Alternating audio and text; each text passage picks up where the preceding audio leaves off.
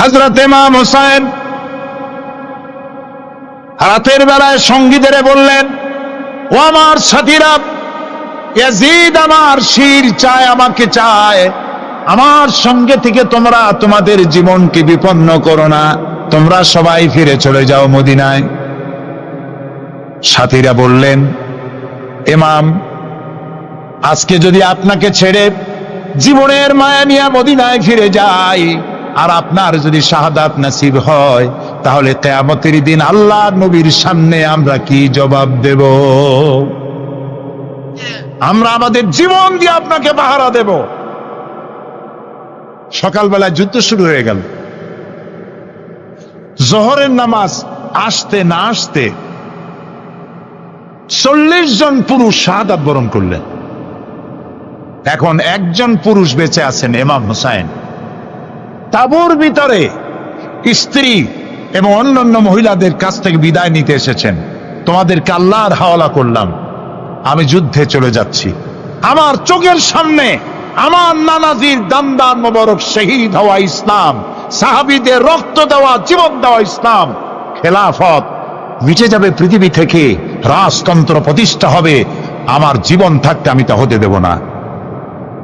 স্ত্রী এগিয়ে এলেন, বললেন, হোসেন, জিহাদের ময়দানে থেকে আমি আপনাকে বিরত থাকতে বলবো না, তবে একটি দাবি আছে। এই যে ছোট্ট দুগ্ধপোষ্য শিশু, গত কয়েকদিন হলো ঘরে খাবার নাই, পানি নাই, আমার বুকে দুধও নাই, এই ছোট্ট বাচ্চাটিকে একটু পানির ব্যবস্থা করুন। ইমাম হোসেন কলিজার টুকরা সন্তানকে দুই হাতে উঁচু করে এজিদি সৈন্যদের সামনে এসেছেন। এজিদি সৈন্যরা, আমার হাতের দিকে তাকাও, এটি রাসূলের আওলাদ, আমার কলিজার টুকরা সন্তান। ফোরাতের অফুরন্ত পানি প্রবাহিত হচ্ছে, একটু ফোরাতের কুলটা ছেড়ে দাও, ওর একটু পানি পান করায়। আমার সাথে তোমাদের শত্রুতা থাকতে পারে, এই নিষ্পাপ বাচ্চার সাথে তো কোনো শত্রুতা থাকার কথা নয়। তার এই আবেগপূর্ণ কথা এজিদি সৈন্যদের কলিজা স্পর্শ করলো না। তারা বিষাক্ত তীর নিক্ষেপ করলো। ইমাম হোসেনের উঁচু করে ধরা বাচ্চার বুকের ভিতর থেকে বিষাক্ত তীর প্রবেশ করে বেরিয়ে গেল অপর প্রান্ত থেকে।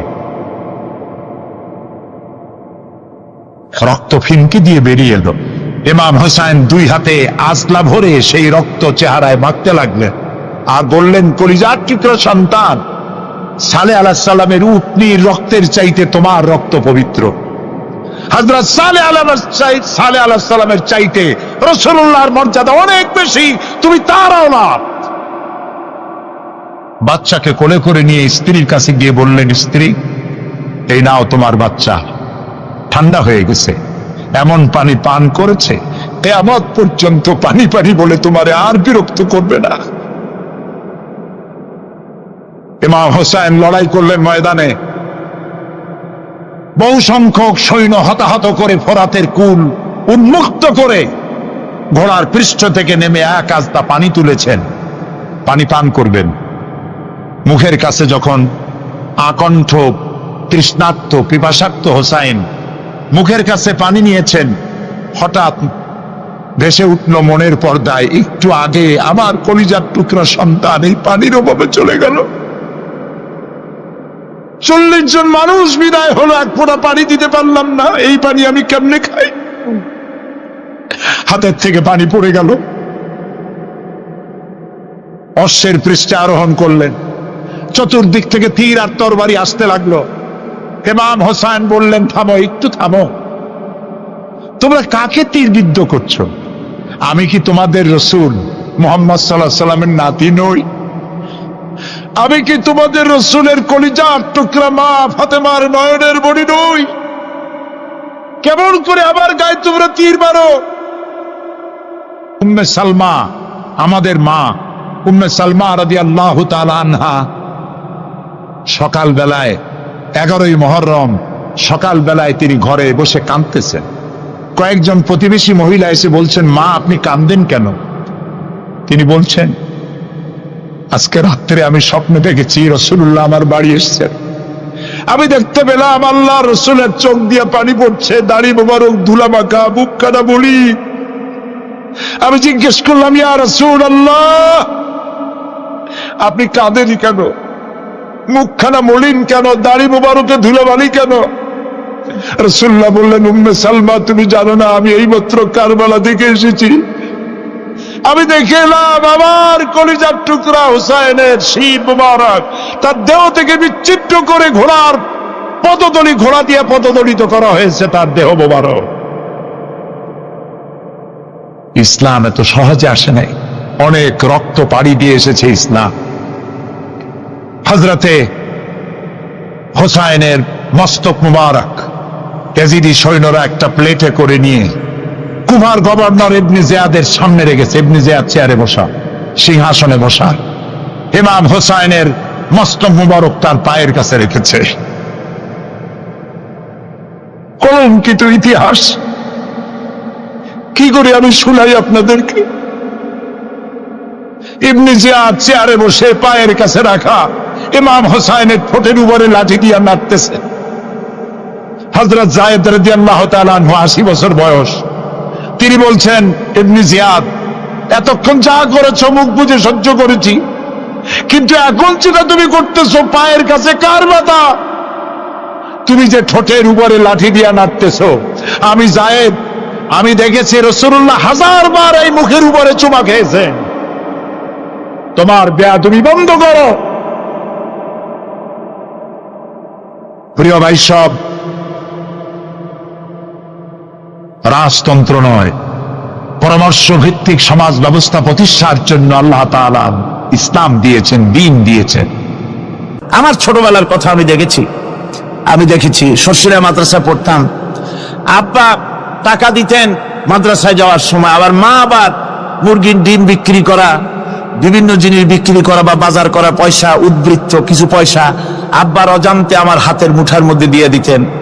যখন মাদ্রাসার দিকে রওনা হয়েছি, পর্দার আড়াল থেকে দরজা থেকে দেখতাম, যতক্ষণ তাকায় দেখতেছি চোখ থেকে পানি দরদর করে পড়তেছে। সুবহানাল্লাহ, মা কি জিনিস! আল্লাহ আল্লাহ আল্লাহ। বিদেশে যদি কারো সন্তান মারা যায়, সবার জানার আগে কবি বলতেছেন, বিদেশে বিরাজ্যজাত পুত্র মারা যায়, পশু পক্ষী না জানিতে আগে জানে মা। মায়ের কই যার তারে টান লেগে যায়, মা বুঝতে পারে আমার সন্তানটা নাই। ইতালির রাজধানী রোম।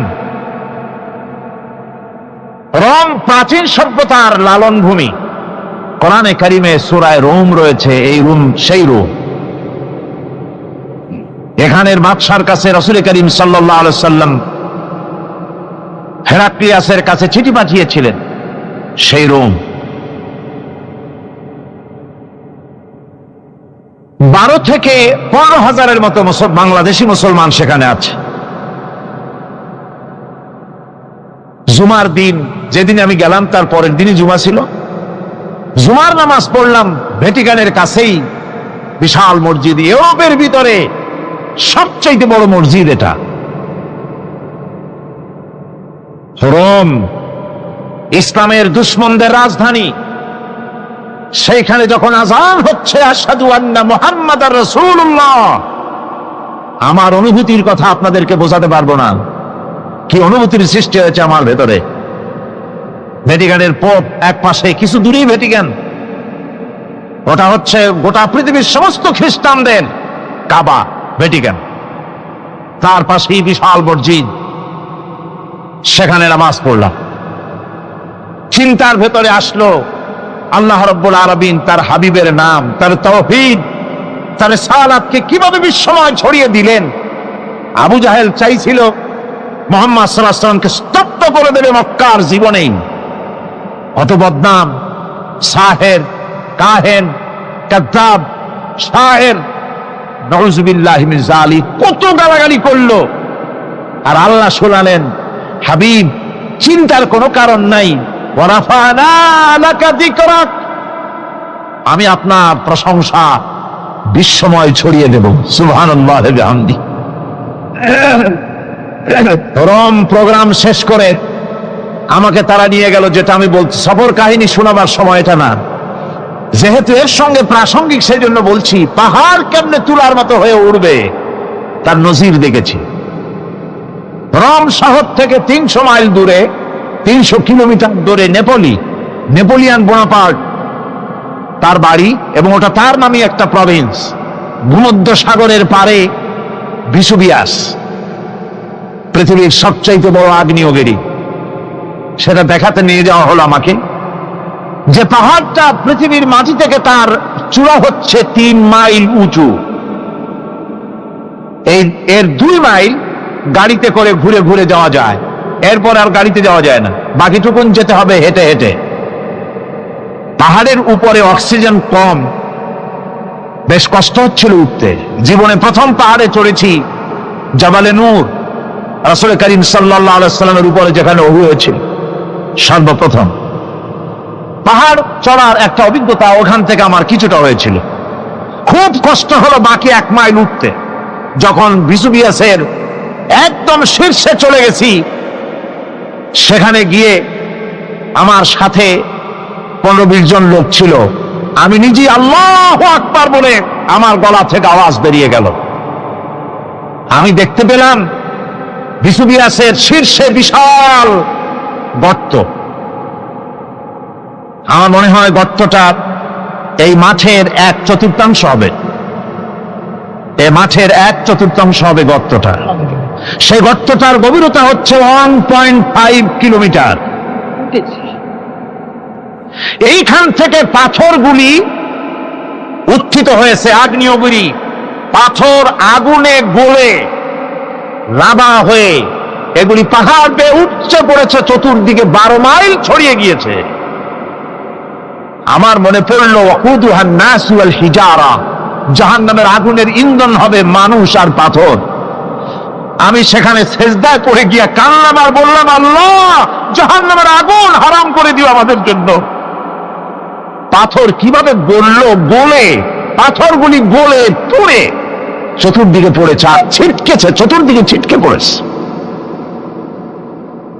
সেই পাথরগুলি ছিটকে ছিটকে যেগুলি পুড়ে পড়েছে সেগুলিকে দূরে সাদা রঙের বলে মনে হয়, কোনোটা সাদা কোনোটা কালো, মনে হয় যেন তুলার মতো হয়ে পড়ে আছে চতুর্দিকে।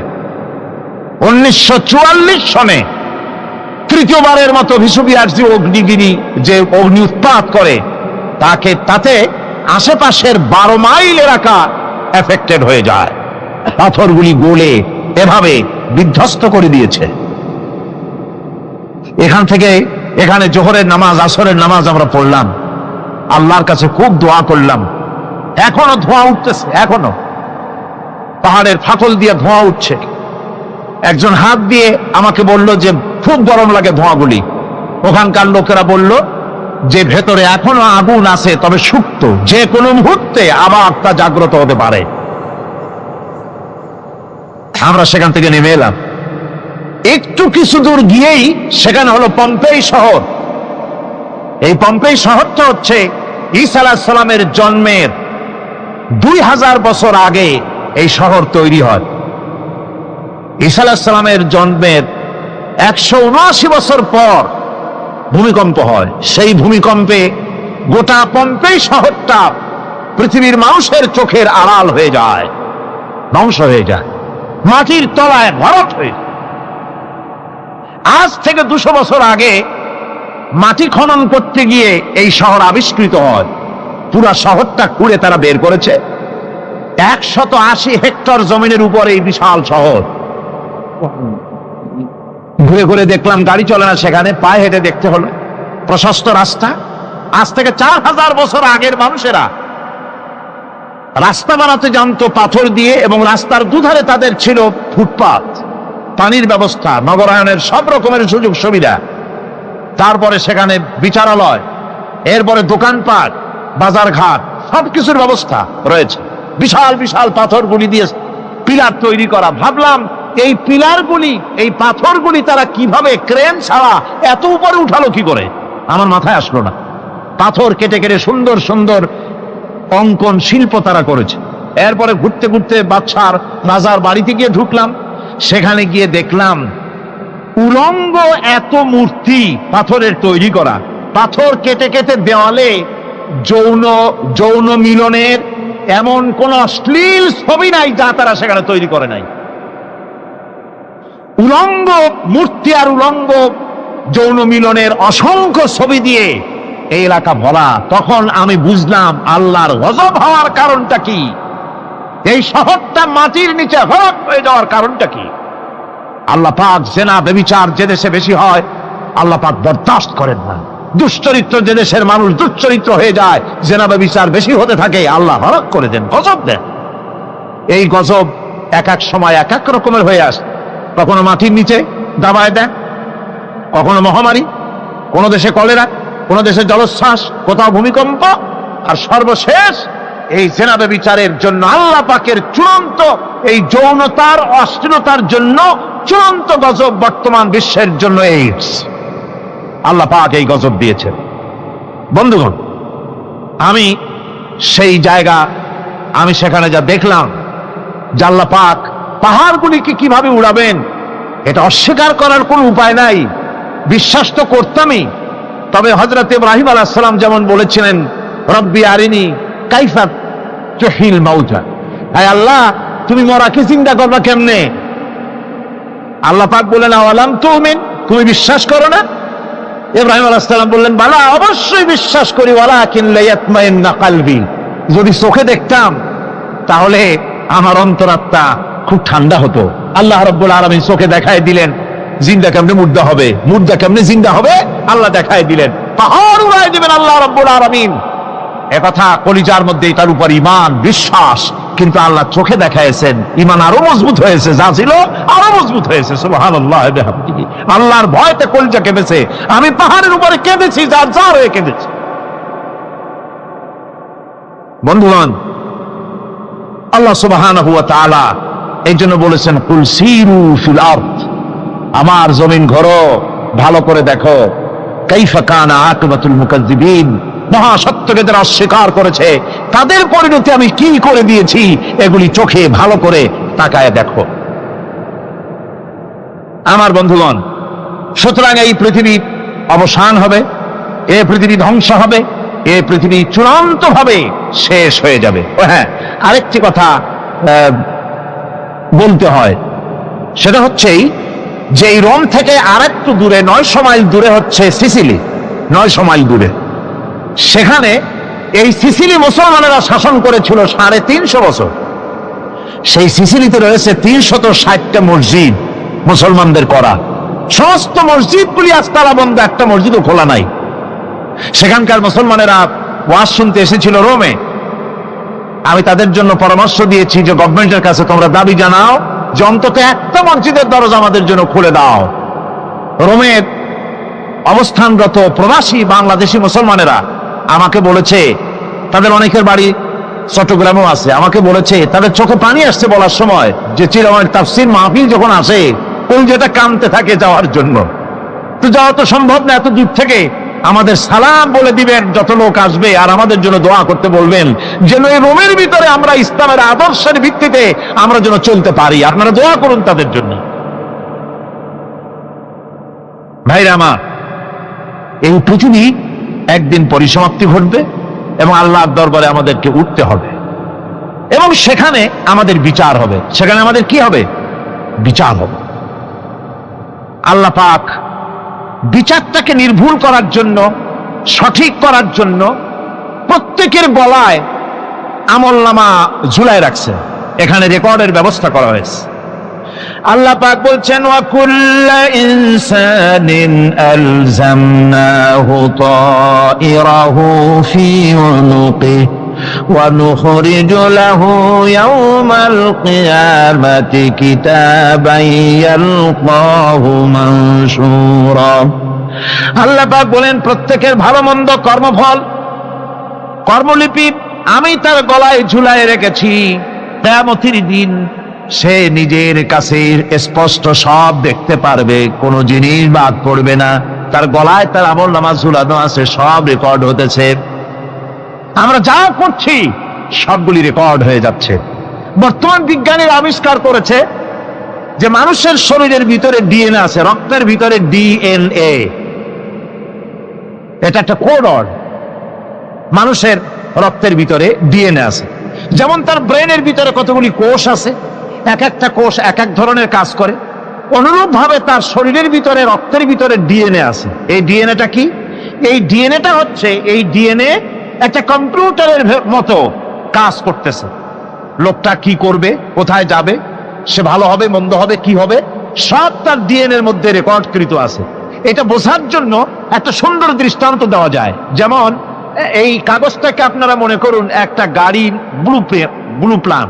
একটা ব্লুপ্রিন্ট, একটা গাড়ির ব্লুপ্রিন্ট। এখানে লেখা আছে গাড়ি কিভাবে তৈরি হবে। এই কাগজটা নিয়ে ঘরের মধ্যে রেখে দিলেন।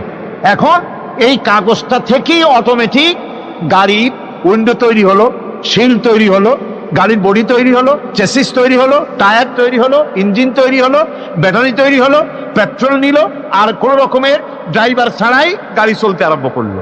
এই কথাটা যদি মনের মাথার মধ্যে আনতে পারেন যে এটা কিভাবে হইতে পারে, এতে লেখা অনুযায়ী যেভাবে হওয়া যদি সম্ভব হয়, অনুরূপ ভাবে মানুষের রক্তের ভিতরে ডিএনএ এর আবিষ্কার করেছে। এর ভিতরে মানুষের ভালো মন্দ, কোথায় যাবে কি করবে, সবকিছু এর মধ্যে রয়েছে। কোরআনে কারীমে আল্লাহ রাব্বুল আলামিন, আমি গত বছরও বলছিলাম যে বিজ্ঞানের আবিষ্কার যত বাড়বে, কোরআন বোঝা মানুষের জন্য তত সহজ হবে। কোন সুবহানাল্লাহ। কোরআন বোঝা মানুষের জন্য তত সহজ হবে। সুতরাং মানুষের গলার সাথে আল্লাহ পাক বলছেন যে একটা আমলনামা আমি ঝুলাই দিয়েছি তার গলার সাথে, সে যা করতেছে ওখানে সব লিপিবদ্ধ হচ্ছে, কম্পিউটারাইজড, কম্পিউটারের মতো এগুলি সব গ্রহণ করতেছে। এগুলি কিয়ামতের দিন তার সামনে হাজির করা হবে।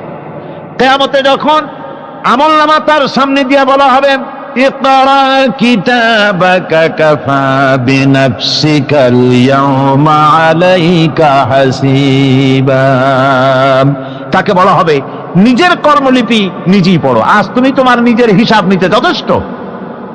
বন্ধুগণ, এই মাহফিলে যত লোক আমরা বসে আছি, আমরা আমাদের হিসাব নিতে যথেষ্ট না আরেকজন লাগবে? কোন আমরা যথেষ্ট কিনা?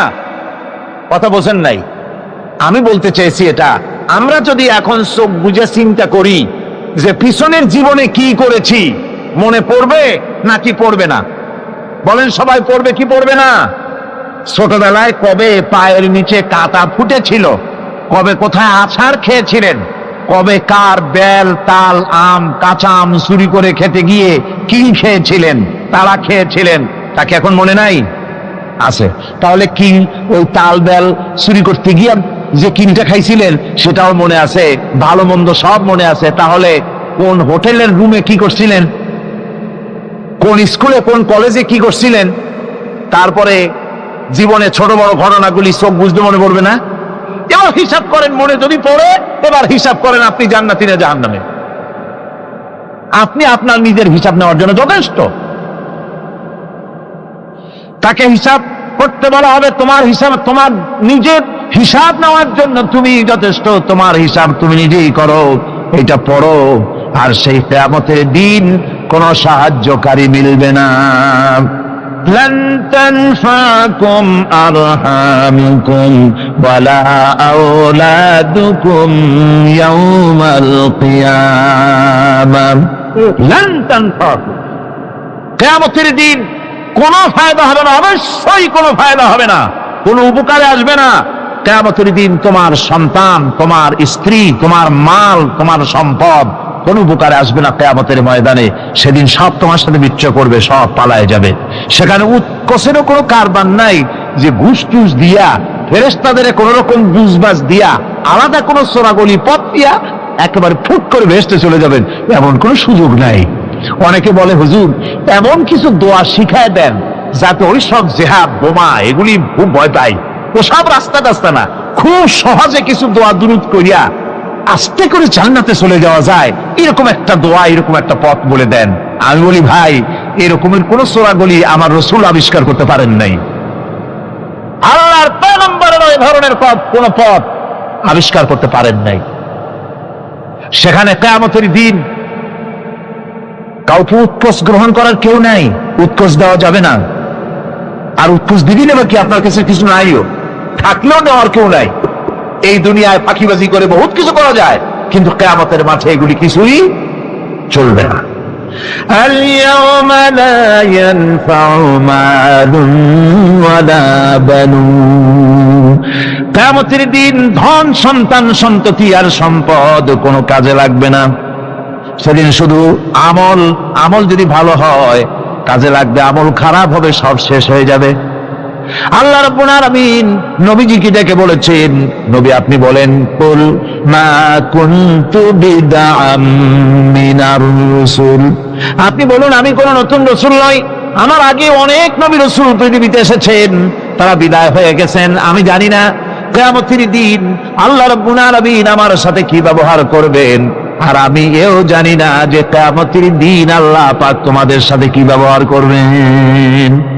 এই আয়াত নাযিল হওয়ার পর আল্লাহর হাবিব তার মেয়েকে ডাকলেন, জামাইকে ডাকলেন, নাতিদেরকে ডাকলেন, আহলে বাইতদেরকে ডাকলেন, আর বললেন, ও আমার মেয়ে কলিজার টুকরা ফাতেমা গো শোনো, কেবলমাত্র আয়াত নাযিল হয়ে গেল, আল্লাহ পাক আমাকে শোনাচ্ছেন কিয়ামতের দিন আমি জানি না আমার সঙ্গে কি ব্যবহার করা হবে, আর এও জানি না যে তোমাদের সাথে কি ব্যবহার করা হবে। ও আমার কলিজার টুকরা মেয়ে ফাতেমা, কিয়ামতের দিন মুহাম্মদ সাল্লাল্লাহু আলাইহি সাল্লামের মেয়ে এই হিসাবে তোমার নাজাতের ফয়সালা হবে না। ও আমার কলিজার টুকরা নাতি হাসান আর হোসেন, কিয়ামতের দিন মুহাম্মদ সাল্লাল্লাহু আলাইহি সাল্লামের নাতি হিসাবে ফয়সালা হবে না। ও আমার জামাই হযরতে আলী, কিয়ামতের দিন আমার জামাই হিসাবে নাজাতের ফয়সালা হবে না। আমল যদি ভালো হয় ফয়সালা ভালো হবে, জান্নাতে চলে যাবে। আমল যদি খারাপ হয় কার নাতি কার জামাই দেখা হবে না। সুবহানাল্লাহ। কঠিন কিয়ামতের মাঠ। এই পরকালের বিশ্বাস যদি কলিজার মধ্যে ঢোকে মানুষ ভালো হয়ে যাবে। কোন সুবহানাল্লাহ। আপনারা কোন মানুষের চরিত্র ভালো কি পুলিশে বানাইতে পারবে? আপনাদের দৃষ্টিতে পারবে? কথার জবাব যে দিলেন না। পুলিশে কি মানুষের চরিত্র ভালো বানাইতে পারবে? পুলিশের চরিত্র ভালো বানাবে কেডা? সেটাই তো কথা। মানুষের চরিত্র যাতে ভালো থাকে, মানুষের জন্য খারাপ কাম না করে সেজন্য পুলিশ। পুলিশ যাতে খারাপ কাম না করে সেজন্য আরো একটা ডিপার্টমেন্ট আছে না? তারা যাতে খারাপ কাজ না করে সেজন্য আর একটা আছে। এন্টি করাপশনের আবার এন্টি করাপশন আছে, তার উপর আবার এন্টি করাপশন আছে। এন্টিটার অভাব নাই। সুতরাং পুলিশ দিয়া, বিডিআর দিয়া, আর্মি দিয়া মানুষের, দেশের, জাতির চরিত্র ভালো বানানো যায় না। রাসূলুল্লাহ এ দিয়ে বানান না, এটা ইসলামের নিয়ম নয়। পুলিশ দিয়া, আর্মি দিয়া দেশের মানুষের চরিত্র ভালো বানানো যায় না। চরিত্র ভালো বানানো যায় কেবলমাত্র পরকালের ভয় দিয়া। কিসের ভয় দিয়া?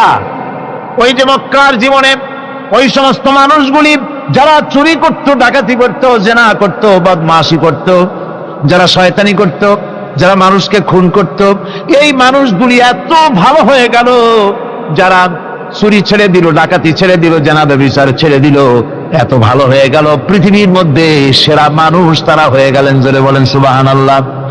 নবীর সাহাবীরা পৃথিবীর শ্রেষ্ঠ সন্তান, নবীর সাহাবীরা পৃথিবীর সেরা মানুষ, তাদের চাইতে সেরা মানুষ নবীদের পরে আর কেউ হতে পারে না। জোরে কোন সুবহানাল্লাহ। নবীর পরে পৃথিবীতে শ্রেষ্ঠ মানুষ কারা? সাহাবায়ে কেরাম রিদওয়ানুল্লাহ তাআলা আলাইহিম আজমাইন। ওনারা তো কুফরের মধ্যে ছিলেন, শিরকের মধ্যে ছিলেন, চুরি, ডাকাতি, জেনা, ব্যভিচার এমন কোন পাপ নাই যা করা হয়নি। তারপরে যখন আল্লাহর নবীর কাছ থেকে তাওহীদ, রিসালাত ও আখিরাতের দাওয়াত পেলেন, কি সোনার মানুষ এক একজন হয়ে গেলেন। সুবহানাল্লাহ। যারা ছিলেন নারীর সতীত্বের জম, তারা হয়ে গেলেন নারীর সতীত্বের পাহারাদার। যারা মানুষের মাল চুরি করত, ডাকাতি করত, তারা রাতভর মানুষের মালের পাহারা দিল, মানুষের রক্তের পাহারা দিল। সুবহানাল্লাহ বিহামদি। রক্ত সম্পদের পাহারা দিল। রাসূল বললেন, খায়রুল কুরুনে কারনি, সর্বশ্রেষ্ঠ যুগ তো আমার যুগ। বন্ধুগণ, এরপরে একটা জীবন আসবে ওই কিয়ামতের ময়দানে। এই পরকালের বিশ্বাসটা গুরুত্বপূর্ণ ব্যাপার। আমাদের সব কিছুর হিসাব দেওয়া লাগবে। আল্লাহ পাক বলেন, ইন্নাস সামআ ওয়াল বাসারা ওয়াল ফুআদা কুল্লু উলাইকা আনহু মাসউলা। নিঃসন্দেহে মানুষের শ্রবণ শক্তি, দর্শন শক্তি এবং তার অন্তঃকরণের কল্পনা সম্পর্কে আল্লাহ রাব্বুল আলামিনের কাছে জিজ্ঞাসিত হতে হবে। কান দিয়া কি করেছিল, চোখ দিয়া কি করেছিল, মুখ দিয়া কি করেছিলে, হাত দিয়ে কি করেছিলে, সবকিছুর জবাব আল্লাহ রাব্বুল আলামিনের কাছে দিতে হবে। সবটার জবাব দিতে হবে, কোনো কিছু বাদ যাবে না। এমনকি মনের ভিতরে যে কল্পনা আমরা করি, এই কল্পনার হিসাবও আল্লাহর দরবারে দিতে হবে।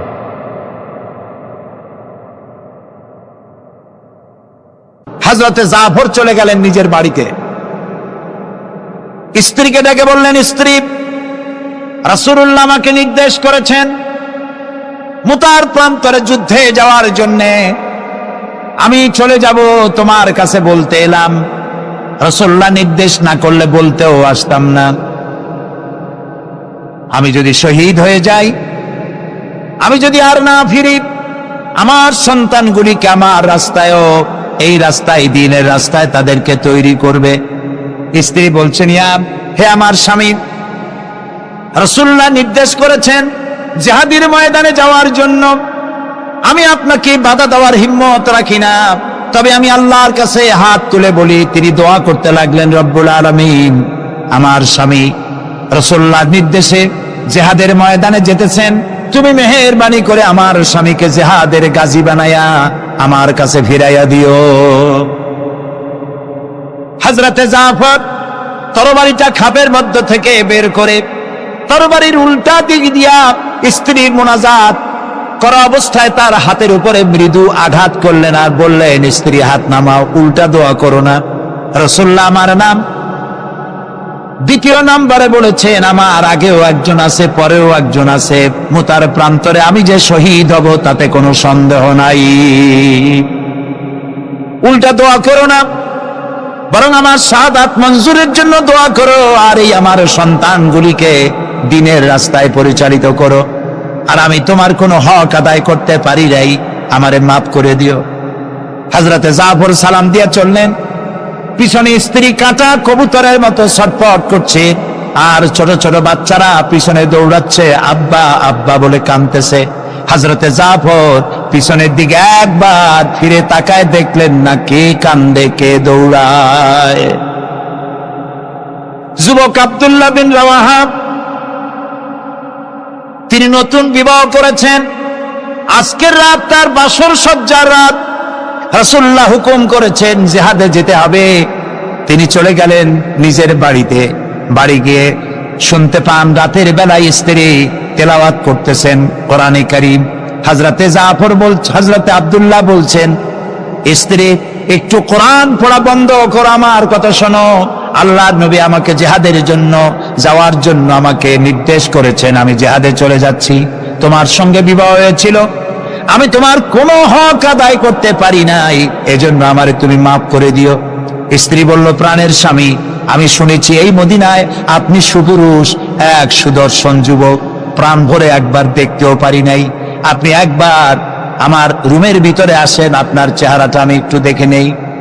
স্বামী বললেন, আমি তোমার রুমে ঢুকবো না, আমি তোমার রুমের ভিতরে যাব না, আমি এখনই যুদ্ধে রওনা করব। স্ত্রী বলছেন, প্রাণের স্বামী, রুমের ভিতরে প্রবেশ করলে পরে আমি কোনো প্রেম নিবেদন করব না, শুধু একবার চেহারাটা ভালো করে দেখে রাখতে চাই, কারণ কিয়ামতের ময়দানে আমি যেন আপনাকে স্বামী বলে চিনে নিতে পারি। হযরত আব্দুল্লাহ বলছেন, প্রিয়তমা স্ত্রী শোনো, যদি তোমার এই ধারণাই হয়, এই নিয়ত যদি থাকে, আর আমার শাহাদাতের পরে যদি তুমি সবর করতে পারো, আমাকে আর দেখার দরকার নাই। আল্লাহ যদি আমার শাহাদাত মঞ্জুর করেন, তাহলে কিয়ামতের দিন জান্নাতের ভেতরে তোমাকে আমাকে স্বামী স্ত্রী হিসাবে আল্লাহই পরিচয় করাইয়া দিবে। হযরত আব্দুল্লাহ চলে গেলেন জিহাদের ময়দানে। যুদ্ধ শুরু হয়ে গেল। 3000 সৈন্য রাসূলুল্লাহর পাঠানো সাহাবীদের প্রচন্ড আক্রমণে রোমান সৈন্যরা পালায়ে কুল পাচ্ছে না। হযরতে যায়েদ শহীদ হলেন। হযরতে জাফর, তার ডান হাত কাটা গেল, তার বাম হাত কাটা গেল, এবার ঝুলন্ত, হাত কাটা, পা কাটা, এই অবস্থায় তিনি পড়ে আছেন। হযরতে আব্দুল্লাহ বিন রাওয়াহা তিনি ছুটে গেলেন তরবারি ধরার জন্য। তিনি ছুটে গেলেন ইসলামের পতাকা ধারণ করার জন্য। কাছে গিয়ে দেখেন কে যেন পতাকা উঁচু করে রেখেছে। কাছে গিয়ে দেখেন হযরতে জাফর হাত কাটা দুদিকে পড়ে আছে, পা কাটা দুদিকে পড়ে আছে, শূন্য মাথাটা তার। হযরতে জাফরের শূন্য মাথা ইসলামের পতাকা ধরে কামড়ে ধরে উঁচু করে রেখে দিয়েছে। হযরতে জাফর শাহাদাতের সময় বলেছিলেন, ও আমার রাসূলের সাহাবীরা, আল্লাহ রাসূলকে আমার বিদায় সালাম আরজ করে দিও। আমি এখন আমার নাকের ভিতরে জান্নাতের সুঘ্রাণ পেতেছি, আমার মনে হয় এখনই আমার শাহাদাত নসিব হয়ে যাবে। ও জাফর, তোমার শাহাদাতের পরে আল্লাহ তোমার সাথে কি ব্যবহার করেছেন? হযরতে জাফর বলেন, আল্লাহ তাআলা আমাকে জান্নাতের নাজ ও নেয়ামত দিয়ে আমাকে জিজ্ঞাসা করেছেন, তুমি আর কি চাও? আমি বলেছি, রব্বুল আলামিন, কিচ্ছু চাই না, জমিনে আর একবার পাঠাও তোমার দ্বীনকে প্রতিষ্ঠার জন্য, তোমার দ্বীনের রাস্তায় আর একবার জীবন দিয়ে আসি।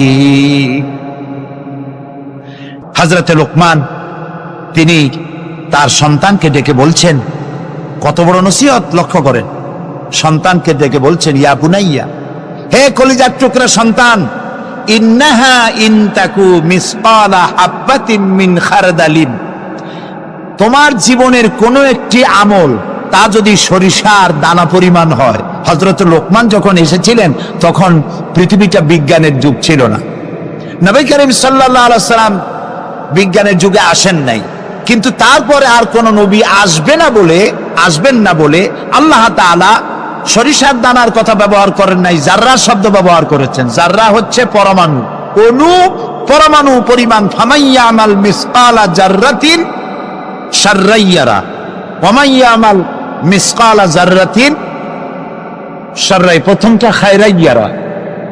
তো এখানে আল্লাহ তাআলা জাররা শব্দ ব্যবহার করেছেন, যেহেতু এখন বিজ্ঞানের যুগ, আর আল্লাহ তাআলার কাছে সবটাই, সমস্ত কাল হলো বর্তমান কাল, অতীত ভবিষ্যৎ বলে কোনো কাল নাই।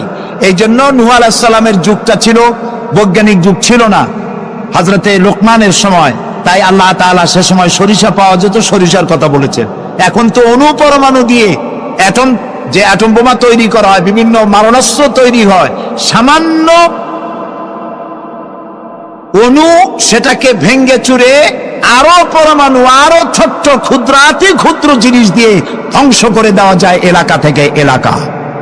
সেই জন্য আল্লাহ তাআলা জাররা শব্দ ব্যবহার করেছেন, এখানে সরিষার দানার কথা ব্যবহার করছেন। আল্লাহ তাআলা বলেন, হযরত লোকমান বলছেন, আমার প্রিয় সন্তান, যদি তোমার কোন সরিষা পরিমাণ আমলও যদি পাথরের ভিতরে কোথাও লুকিয়ে থাকে, মহাশূন্যে যদি হারিয়ে যায়, মরুভূমির ভিতরে যদি হারিয়ে যায়, আকাশ এবং পৃথিবীতে কোথাও যদি তা লুকিয়ে থাকে, অবশ্যই আল্লাহ রাব্বুল আলামিন কিয়ামতের দিন তা উপস্থিত করবেন। কত বড় কথা! সরিষার দানা পরিমাণ আমল যদি আল্লাহ কিয়ামতে উঠান, জেনা, ব্যভিচার, মদ, জুয়া, এই সমস্ত বড় বড় পাপ আল্লাহ দেখাইতে পারবেন না? পারবেন। সন্তানকে কিভাবে নসিহত করতে হয়? সন্তানকে গুলশানে 4টা বাড়ি রেখে যাওয়া, ব্যাংকে হাজার হাজার কোটি টাকা ব্যাংক ব্যালেন্স রেখে যাওয়া সন্তানের জন্য কল্যাণকর নয়। রাসূলুল্লাহ বলেছেন, মাতা পিতার পক্ষ থেকে সন্তানকে ইলম শিক্ষা দেওয়া, আদব শিক্ষা দেওয়ার চাইতে উত্তম উপহার মা বাপের পক্ষ থেকে সন্তানের জন্য দেওয়ার আর কিছুই নাই।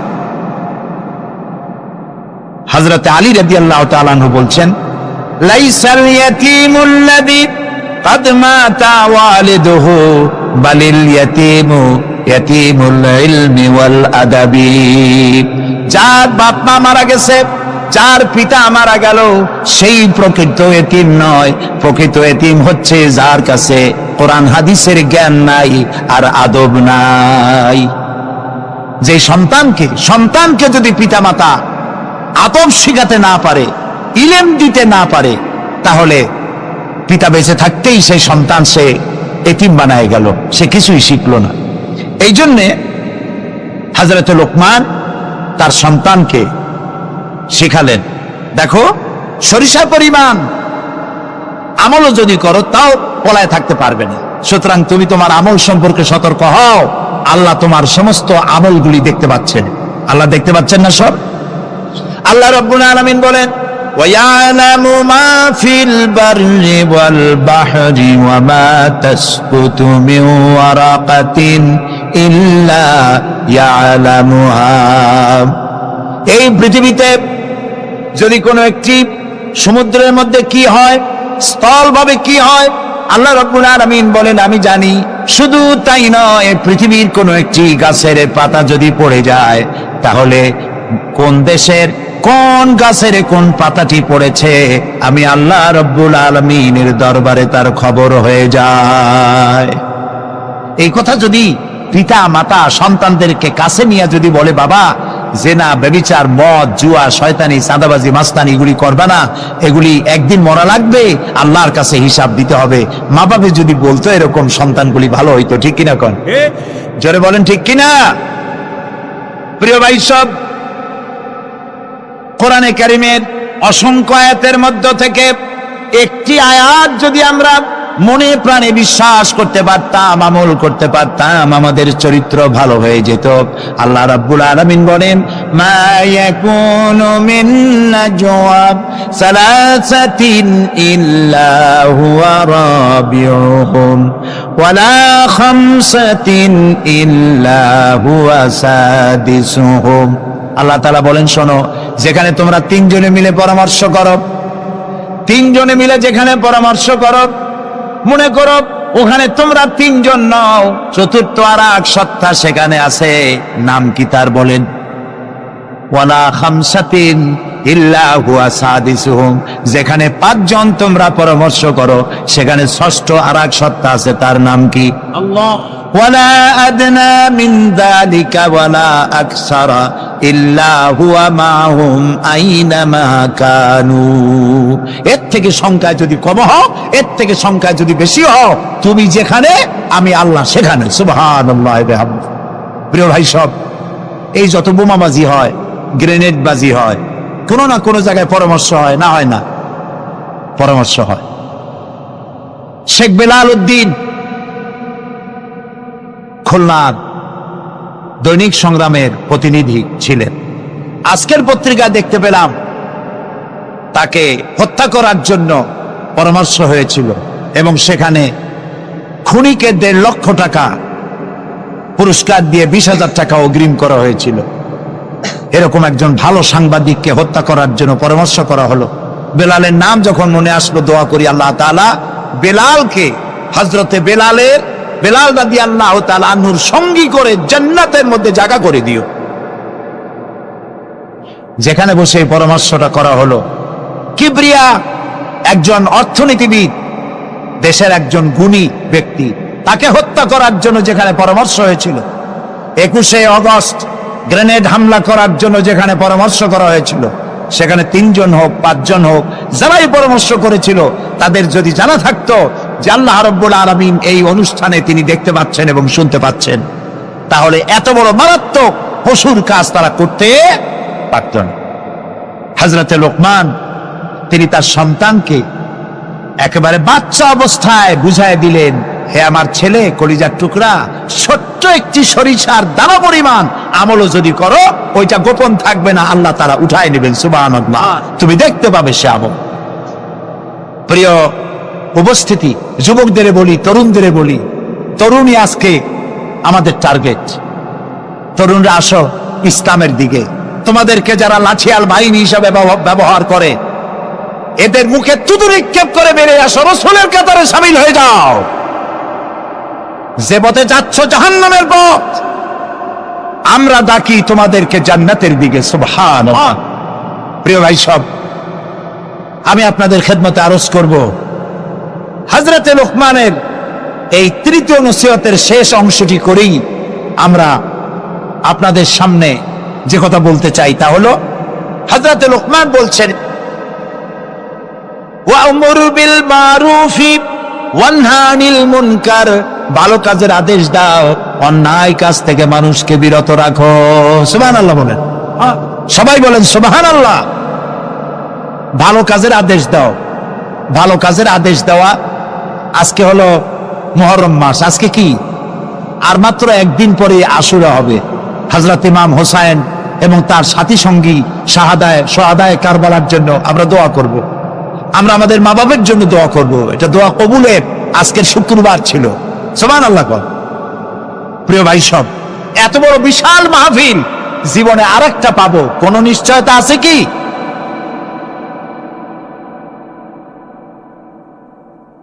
তিন নম্বর নসিহতের শেষ অংশ হচ্ছে, হে প্রিয় বৎস, ভালো কাজের আদেশ করবা আর অন্যায় কাজের বিরোধিতা করবা। ভালো কাজের আদেশ আমরা এখন ভুলে গেছি, করি না। অন্যায় কাজ থেকেও মানুষকে ফিরায় রাখি না। অন্যায় চোখের সামনে হয়, তাও আমরা প্রতিবাদ করি না। এই প্রতিবাদী কণ্ঠ হতে হবে আমাদের। রাসূলুল্লাহ বলেছেন, মান রা মিনকুম মুনকারান ফালিয়ুগাইয়িরহু বিয়াদি ফাইন লাম ইস্তাতি ফাবিলিসানি ফাইন লাম ইস্তাতি ফাবিকলবি ওয়া যালিকা আযআফুল ঈমান। আমাদের কার কতটা ঈমান আছে তা পরিমাপ করার একটা থার্মোমিটার আছে। আপনারা জানেন, জ্বর মাপে যে যন্ত্র দিয়া, সেটাকে কি বলা হয়? থার্মোমিটার। দুধ মাপে, অর্থাৎ দুধের মধ্যে পানি না পিওর দুধ, তা মাপার জন্য একটা যন্ত্র আছে না, ওটারে কি বলে? ল্যাক্টোমিটার। এরপরে আবহাওয়া পরিমাপ করার জন্য, বৃষ্টি হবে কি হবে না ইত্যাদি পরিমাপের জন্য একটা যন্ত্র আছে, সেটার নাম কি? ব্যারোমিটার। প্রত্যেকটা জিনিস মাপার এরকম যন্ত্র আছে। ঈমান মাপারও একটা হাদিস আছে। সুবহানাল্লাহ। ঈমানটা ফার্স্ট ক্লাস, সেকেন্ড ক্লাস আর থার্ড ক্লাস, এটা মাপার একটা হাদিস আছে। সেই হাদিসটা আমি পড়ে ফেলেছি আগেই। রাসূলুল্লাহ বলছেন, তোমাদের মধ্যে যদি কেউ শরীয়ত বিরোধী কাজ কেউ দেখতে পাও, দুই হাতে বাধা দাও। কি দিয়ে বাধা দাও? বলেন জোরে। শক্তি প্রয়োগ করে বাধা দাও। ফাইন লাম ইস্তাতি, যদি তুমি তা না পারো তাহলে মুখ দিয়ে বাধা দাও। ফাইন লাম ইস্তাতি, যদি তাও না পারো অন্তরে অন্তরে ঘৃণা করো। তবে অন্তরে অন্তরে ঘৃণা করে চুপ করে বসে থাকলে হবে না, মনে মনে ঘৃণা করে হোমওয়ার্ক করতে হবে। মনের মধ্যে এই চিন্তা রাখতে হবে যে এই অন্যায় কাজকে নির্মূল করার জন্য কি করা যায়, সে সম্পর্কে পরিকল্পনা নিতে হবে। আর এটা হলো ওয়া যালিকা আযআফুল ঈমান, আর এটা হলো ঈমানের একদম থার্ড ক্লাস, তৃতীয় পর্যায়। এরপরে ঈমানের আর কোনো অংশ নাই। হযরত লোকমান বলছেন, ওয়াসবির আলা মা আসাবাক, এরপরে তুমি সবর ইখতিয়ার করবে। সবর, ধৈর্য। ভালো কাজের আদেশ, অন্যায় কাজের নিষেধ, এর মধ্যে সবরের কথা আসলো কেন? সবরের কথা আসলো এই জন্য যে আপনি যখনই মানুষের ভালো কথা বলবেন, তখনই আপনারে মানুষে গালি দিবে, মন্দ কথা বলবে, ইসলামের দাওয়াত দিবে, বলবে যে মৌলবাদী। ঠিক কিনা? এখন তো কিছু দল আছে আমাদের দেশে, মৌলবাদ আর সাম্প্রদায়িক ছাড়া আর কিছু চোখেই দেখে না, খালি কয় মৌলবাদ মৌলবাদ মৌলবাদ মৌলবাদ। সাম্প্রদায়িক কি? সাম্প্রদায়িক হইছে? মৌলবাদ কি হয়েছে? ইসলাম পালন করলে, নামাজ রোজা করলে যদি মৌলবাদ হয়, তাহলে যারা গালি দেয় ওরা যদি নামাজ পড়ে তো ওরাও তো মৌলবাদী। সাম্প্রদায়িক কি হয়েছে? কেন সাম্প্রদায়িক করেন? বাংলাদেশে কি সাম্প্রদায়িকতা বলতে কিছু আছে? এই দেশেও যদি বলে সাম্প্রদায়িক সম্প্রীতি নাই, তাহলে সাম্প্রদায়িক সম্প্রীতি আছে কোন দেশে? ওই দেশের নামটা আমরা শুনতে চাই।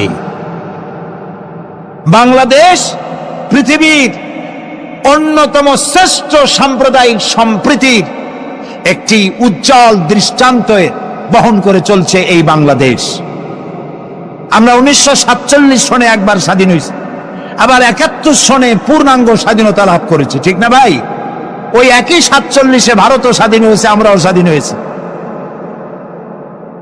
আমাদের দেশে 47 থেকে নিয়ে এই পর্যন্ত সাম্প্রদায়িক দাঙ্গা, কমিউনাল রায়ট, ধর্মীয় মারামারি, হিন্দু মুসলমানে সাম্প্রদায়িক মারামারি, খুনাখুনি হয়েছে বলেন? হয়ে থাকলে কোথায় হয়েছে বলেন? হয়েছে কোথাও? হয়নি। আর যে ভারত আমাদের প্রতিবেশী, 1947 থেকে এই পর্যন্ত সাম্প্রদায়িক দাঙ্গা হয়েছে সে দেশে 20,000 বারেরও বেশি। সেটা নিয়ে কোনো মাথা ব্যথা নেই, সমস্ত মাথা ব্যথা আমাদের দেশ নিয়ে। এইখানে খালি কয় সাম্প্রদায়িক। নামাজ যদি পড়ে, লোকেরা নামাজ পড়ে, রোজা রাখে, ইসলামের কথা বলে, সাম্প্রদায়িক মৌলবাদ এইসব কথা বলিয়া মানুষকে আর ধোকায় ফেলা যাবে না ইনশাআল্লাহ। এখন মানুষ অনেক জাগ্রত। এই যে সন্ত্রাস, আলহামদুলিল্লাহ। তারা বলেন ওয়াকুল্লা ইনসানিন আলজামনাহু তাইরাহু ফি উনুকি ونخرج له يوم القيامة كتابا يلقاه منشورا وكل إنسان ألزمناه طائره في عنقه। আমি প্রত্যেক মানুষকে, মানুষের কর্মকে তার গ্রীবা লগ্ন করে দিয়েছি। এই যে গলা, গলা, এই গলার কাছে একটা ঘুটলির মতো, একটা সিম কার্ডের মতো এইখানে আমি রেখে দিয়েছি। কোথায়? কোন গলায়? কে বলতেছেন এ কথা? এই ঘুটলির ভিতরে তুমি যা করতেছ সব লিপিবদ্ধ হচ্ছে। সুবহানাল্লাহ বলেন। এখন বলতে পারেন অদৃশ্য এই ঘুটলি, এটা তো দেখি না, এটা কে বলতেছেন? আমি কিন্তু দেখতে পাচ্ছি না। আপনারা দেখেন নাকি? কেউ দেখেন না। হাত দিয়ে ধরে দেখেন, পান নাকি? ধরাও যায় না, দেখাও যায়। আল্লাহ বলছেন আছে, তাহলে বিশ্বাস করতে হবে। এর ভিতরে সব রেকর্ড হয়ে যাচ্ছে। আপনি বলবেন এতটুকুন ঘুটলির মধ্যে, তাবিজের মধ্যে আমার সারা জীবনের সব কথার সব কাজ ঢোকে কেমনে? কেমনে লেখা? তাহলে পাল্টা প্রশ্ন করি, আপনার মোবাইলের সিম কার্ডে এত ফোন নাম্বার, এত ইমেল, এত কি বলে, এত টেক্সট, এত কিছু, আপনার আরো কি জানি আছে, মেসেজ দেওয়াটা হাবিজাবি আছে না, অনেক কিছু গুষ্টি সুদ্ধা, এগুলো কেমনে হয়? 70টা সিম কার্ডের মধ্যে কেমনে হয়? শত শত টেলিফোন নাম্বারের মধ্যে ঢুকে যায়। আমার একটা টেলিফোন দিয়ে মোবাইল দিল, কোথা থেকে দিল? লিসবন। কোথায়? কি আন্দাজে কয় অস্ট্রেলিয়া? লিসবন হচ্ছে পর্তুগালের রাজধানী। পর্তুগালের রাজধানী, সেখানে প্রোগ্রাম ছিল, ওরা আমাকে একটা মোবাইল দিল। এটি যে কত ফাংশন আল্লাহ ভালো জানে, আমি এখনো শিখতে পারিনি। এত ফাংশন এতটুকু একটা মোবাইলের মধ্যে। কম্পিউটার, কম্পিউটারের ছোট্ট একটা মাইক্রোচিপ যন্ত্র, যে কম্পিউটার ব্যবহার করা এখন বাচ্চা ছেলেবেলারাও জানে। এটা একটা পৃথিবীর বিস্ময়। এই কম্পিউটার, আপনি যান ব্যাংকে, কম্পিউটারের ছোট্ট সেই মাইক্রোচিপসের মধ্যে সারা চট্টগ্রামের সমস্ত মানুষের টাকা লেনদেন, ট্রানজেকশন, এর যা কিছু আপনি করেছেন সব কিছুর হিসাব এখানে রয়েছে, আছে না? তাহলে এতটুকু একটা মাইক্রোচিপসের মধ্যে এত সহস্র কোটি কোটি টাকার হিসাবপত্র, লেনদেন, এই ছোট্ট জিনিসের মধ্যে ঢুকাবার মতো জ্ঞান মানুষের মাথায় দিছে কে? বলেন কে? সেই আল্লাহই তো গলায় ঝুলায় রাখছে। তাহলে এটা সম্ভব না? সম্ভব কি না? সম্ভব। এখন এই কথাগুলি বলে আল্লাহ মানুষের ক্ষতি করছেন না উপকার করছেন? উপকার করেছেন। এইটা যদি আমার বিশ্বাসে থাকে যে আমার গলার কাছে এরকম একটা সিম কার্ড আছে, একটা সিম আছে মোবাইলের মতো, এটা মনে করেন মোবাইলের একটা সিম গলায় ঝুলানো আছে, এটা সব উঠতেছে, যা বলেন তাই ওঠে, যা করেন তাই ওখানে লেখা হয়। সুবহানাল্লাহ। এই বিশ্বাস যদি আমার হয়, আমি ভালো মানুষ হয়ে যেতে পারবো। সুবহানাল্লাহ বলো। আমি খারাপ কাজ করতেই পারবো না। এই জন্য আল্লাহ পরকালের এই কথাগুলি কোরআনে কারিমের মধ্যে এত বেশি করে বলেছেন। মানুষের চরিত্রবান হওয়ার জন্য আল্লাহর ভয়, পরকালে বিশ্বাস, এর থেকে বড় ওষুধ পৃথিবীতে আর নাই। সব লেখা হচ্ছে।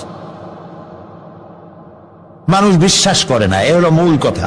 যতক্ষণ মাহফিলে থাকে কেমন লাগে? এই যে বসে আছেন ঘন্টার পর ঘন্টা, কেমন লাগে? কন বেহেশতের মতো। বাড়ির কথা মনে আছে এখন? বউর কথা মনে ওঠে? ছেলে মেয়ের কথা মনে ওঠে? সুবহানাল্লাহ কইতে ইচ্ছা করে না? মাজালিসুল ইলম হিয়া রাওদাতুম মিন রিয়াদিল জান্নাহ। এখানে ইলম আলোচনা করা হচ্ছে, কোরআন আলোচনা করা হচ্ছে। এটা তো রজবালি প্যারেড ময়দান নয়, এটা জান্নাতের টুকরা হয়ে গিয়েছে। বেহেশতের বাগানে বসে আছেন। বেহেশতে মানুষেরা দুনিয়ার কথা চিন্তা করবে না। দুনিয়া কি? এটা পায়খানা। এখানে আসছিল ওই পায়খানা করার জন্য, এটা পায়খানা। আর মানুষেরা পায়খানা সাজাবার কাজে ব্যস্ত আছে। আসল ঘর ভুলে গেছে। আসল ঘর কোনটা? প্রিয় ভাই, সব মানুষ বোঝে না, ভুলে যায়। সিগারেটের প্রত্যেকটা প্যাকেটে লেখা থাকে ইহা স্বাস্থ্যের জন্য ক্ষতিকর, তারপরেও কি টানা টানে দেখছেন? বিশ্বাস করেন, গা সহ হয়ে গেছে। এই আমলনামা তৈরি হচ্ছে, হঠাৎ করে কিয়ামতে বানায় দেওয়া হবে না। আপনার আমার বডির সাথে লাগানো ওই সিম কার্ডে সব লেখা হয়ে যাচ্ছে, কিয়ামতের দিন এগুলি হাতে দেওয়া হবে। আর আল্লাহ তাআলা বলবেন, ইকরা কিতাবাকা কাফা বিনাফসিকাল ইয়াউমা আলাইকা হাসিবা। ইকরা কিতাবাক,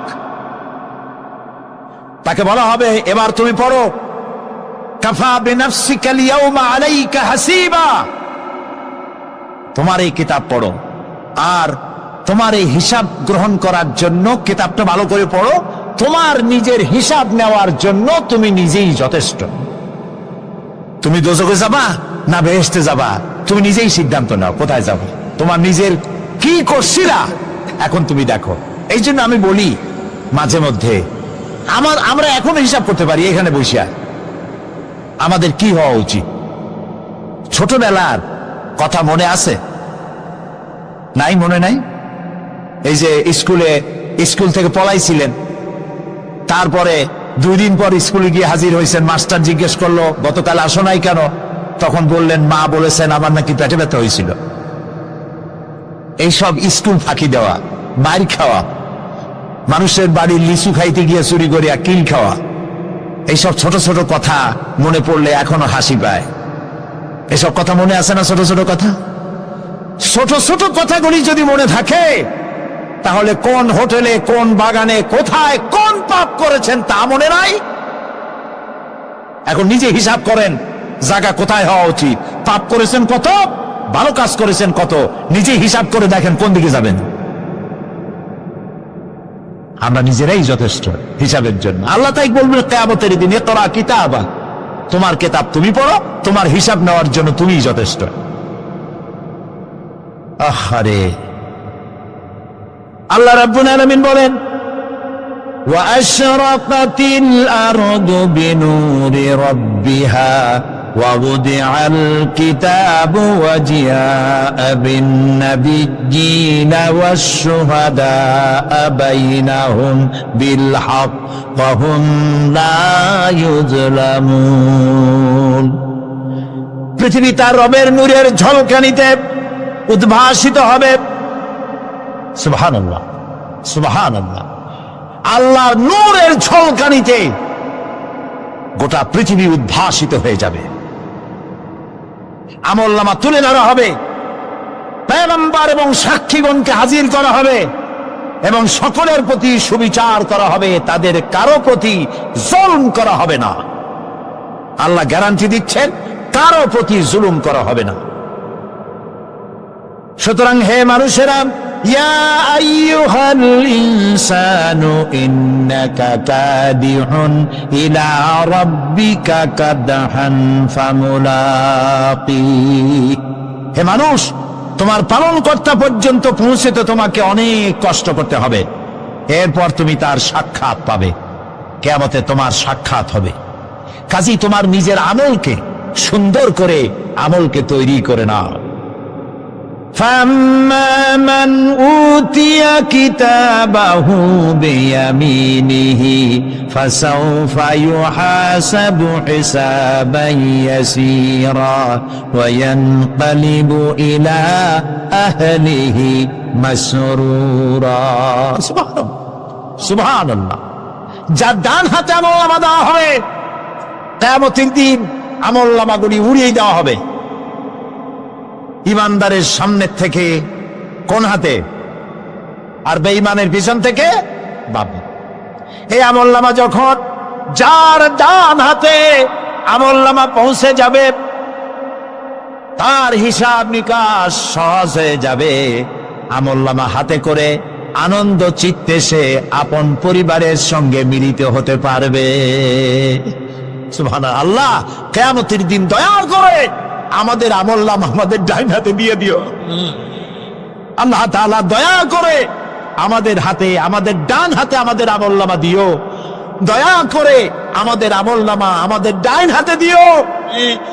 আনন্দ চিত্তে পরিবারের সঙ্গে দেখা করে সব পরিবার, মা বাপ, স্ত্রী পুত্র পরিজন, ভাই বোন, বন্ধু বান্ধব নিয়া জান্নাতে থাকার তৌফিক দিও।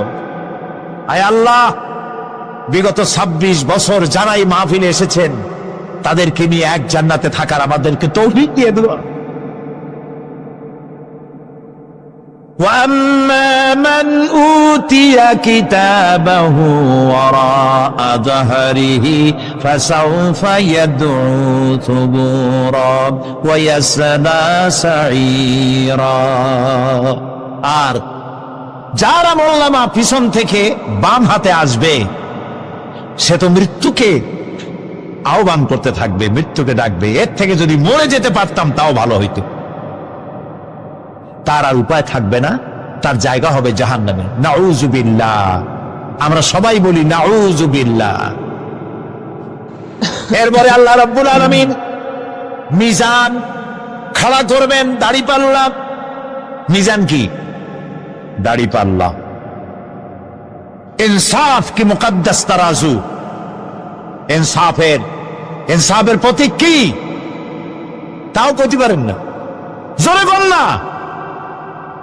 এটা হচ্ছে ইনসাফের প্রতীক। সুপ্রিম কোর্ট ঢাকা, সুপ্রিম কোর্টের সামনে বিশাল দাড়িপাল্লা টানান, দেখছেন না? মানুষেরা তো বোঝে না, গ্রাম দিয়ে লোকেরা যায়, যাই এটা দেখে কয়টি উরে বাবা, জামাত ইসলামীর এত বড় অফিস। দাড়িপাল্লা তো জামাত ইসলামীর না, এটা ইনসাফের প্রতীক। তারা ক্ষমতায় গেলে ইনসাফ করবে এটা বোঝাবার জন্য এই প্রতীককে গ্রহণ করেছে। আল্লাহ যেন ইনসাফ করার তৌফিক দিয়ে দেয়। বলুন আমিন, জোরে বলেন আমিন। কিয়ামতের দিন এই দাড়িপাল্লা মিজান আল্লাহ তাআলা প্রতিষ্ঠিত করবেন, এবং এই মিজানে যার পুণ্য পাল্লা ভারী হবে সে কৃতকার্য, আর যার পাল্লা হালকা হবে সব শেষ। আল্লাহ রাব্বুল আলামিন বলেন, وَنَضَعُ الْمَوَازِينَ الْقِسْطَ لِيَوْمِ الْقِيَامَةِ فَلَا تُظْلَمُ نَفْسٌ شَيْئًا وَإِنْ كَانَ مِثْقَالَ حَبَّةٍ مِّنْ خَرْدَلٍ أَتَيْنَا بِهَا وَكَفَى بِنَا حَاسِبِينَ। আমি কিয়ামতের দিন ন্যায় বিচারের মানদণ্ড স্থাপন করব। তখন কারো প্রতি অবিচার করা হবে না। যদি কোনো আমল সরিষার দাম পরিমাণ হয় আমি তা হাজির করব। সুবহানাল্লাহ, সুবহানাল্লাহ। এবং হিসাব গ্রহণের জন্য আমি যথেষ্ট। এবং হিসাব মানুষেরা মনে করবে এত মানুষ, আদম আলাইহিস সালাম থেকে নিয়ে পর্যন্ত, এখান থেকে নিয়ে কিয়ামত পর্যন্ত সব মানুষেরই তো উঠবে সে মনে হিসাব হবে নাকি? একজন একজন করে হিসাব হবে। আল্লাহ বলছেন আল্লাহ সারিউল হিসাব, দ্রুত হিসাব নিতে সক্ষম। আল্লাহ নিজের কানে নিজে শুনবেন, অন্যের মাধ্যমে নয়, নিজে শুনবেন। প্রত্যেক আর আসামির কাছ থেকে, লোকদের কাছ থেকে তার বক্তব্য শুনবেন। ভায়া মিডিয়া শুনবেন না, নিজেই শুনবেন। আল্লাহর কান আছে না, চোখ আছে না? লোকেরা এই যে বইপত্রে লেখে আল্লাহ হচ্ছে নিরাকার, কত বড় বাজে কথা। আল্লাহ নিরাকার, আমরা এমন এক আল্লাহর ইবাদত করি তিনি আমাদের কিছু শুনতে পান না, কান টান নাই, তিনি আমাদের কিছু দেখতে পান না। এরকম নাকি আল্লাহ তাআলা? আল্লাহ তাআলা কোরআন শরীফে বলেছেন আল্লাহর হাত, আল্লাহর পা, আল্লাহর চোখ, আল্লাহর মুখ। তবে এগুলি কি রকম? আল্লাহর হাত, পা, চোখ কেমন, আকারটা কেমন? এর একটাই জবাব। কয়টা জবাব? জোরে বলে। একটাই জবাব, আল্লাহর যেমন হওয়া উচিত তেমন। সুবহানাল্লাহ বলে, সুবহানাল্লাহ বলে। এর থেকে আর কোনো জবাব নাই, এই একটাই জবাব, আল্লাহর যেমন হওয়া উচিত ঠিক তেমন। লাইসা কামিসলিহি শাইউন, আল্লাহর অনুরূপ, আল্লাহর মতো আকাশেও কিছু নাই, জমিনেও কিছু নাই। এটা আমাদের ঈমান, এটা আমাদের কি? ঈমান। সুতরাং তিনি জুলুম করবেন না, এবং হিসাব নিবেন, আর যথার্থ হিসাব নিবেন, সেখানে কারো প্রতি কোনো জুলুম করা হবে না। ومن خفت موازينه فأولئك الذين خسروا أنفسهم بما كانوا بآياتنا يظلمون।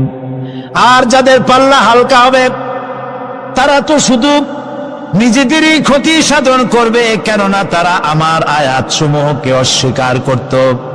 আল্লাহরে যারা অস্বীকার করত, আখেরাত নাই, কিয়ামত নাই, বেহেশত নাই, কবরের মধ্যে কোনো শাস্তি নাই, কবরের কোনো প্রশ্ন নাই, এগুলি যারা বলতো তারা কিয়ামতে ক্ষতিগ্রস্ত হবে। এজন্য আপনি যতই পাপ করেন না কেন, যতই অন্যায় করেন না কেন, আল্লাহ বলেন লা তাইআসু মির রাহিল্লাহ, নেভার গিভ আপ। কখনো হতাশ হয়ো না, কখনো আমার রহমত থেকে নিরাশ হয়ো না। তিনি দয়ার সাগর, তিনি মায়ার সাগর।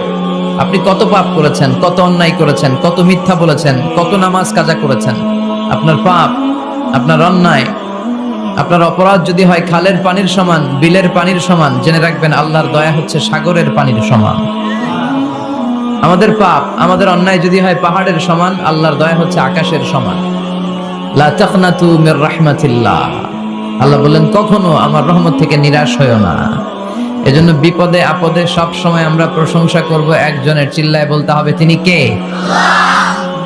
তিনি হচ্ছেন আল্লাহ। তিনি চাইলেই, আল্লাহর ভালোবাসার কোনো শেষ নাই, তার দয়ার কোনো শেষ নাই। এজন্য আমরা চাইবো শুধুমাত্র একজনের কাছে, তিনি কে?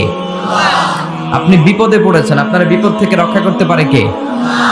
আপনি অসুস্থ, আপনাকে সুস্থ করে দিতে পারে কে? আপনি বিয়ে করেছেন, 10 বছরের দাম্পত্য জীবন, আপনার সন্তান হয়নি, এখন সন্তানটা দিতে পারে কে? নাকি মাজারে গেলে সন্তান পাওয়া যায়? অনেকে মাজারে যে মানত করে সন্তান পাওয়ার আশায়, এরকম লোক আমাদের আশেপাশে আছে না নাই? একটু আকল খাটান আর বুঝবার চেষ্টা করেন। মাজারে গেলে যদি সন্তান হতো, তাহলে গরুর যে বাচ্চা হয়, ছাগলের যে বাচ্চা হয়, ছাগল কোন মাজারে যায়? গরুর যে বাচ্চা হইলো, গরু কোন মাজারে যে বাচ্চা পেল? কথা বুঝতে পেরেছেন? তার মানে কোনো মাজার থেকে সন্তান পাওয়া যায় না, কোনো বাবার দরবারে গেলে সন্তান পাওয়া যায় না। কেউ কাউরে কিছু করে দিতে পারে না, করে দিতে পারে একজন, তিনি কে? সব সময় সে আল্লাহর প্রশংসা করার দরকার আছে না নাই? কম কম না বেশি বেশি? আল্লাহর প্রশংসা করতে হবে বেশি বেশি।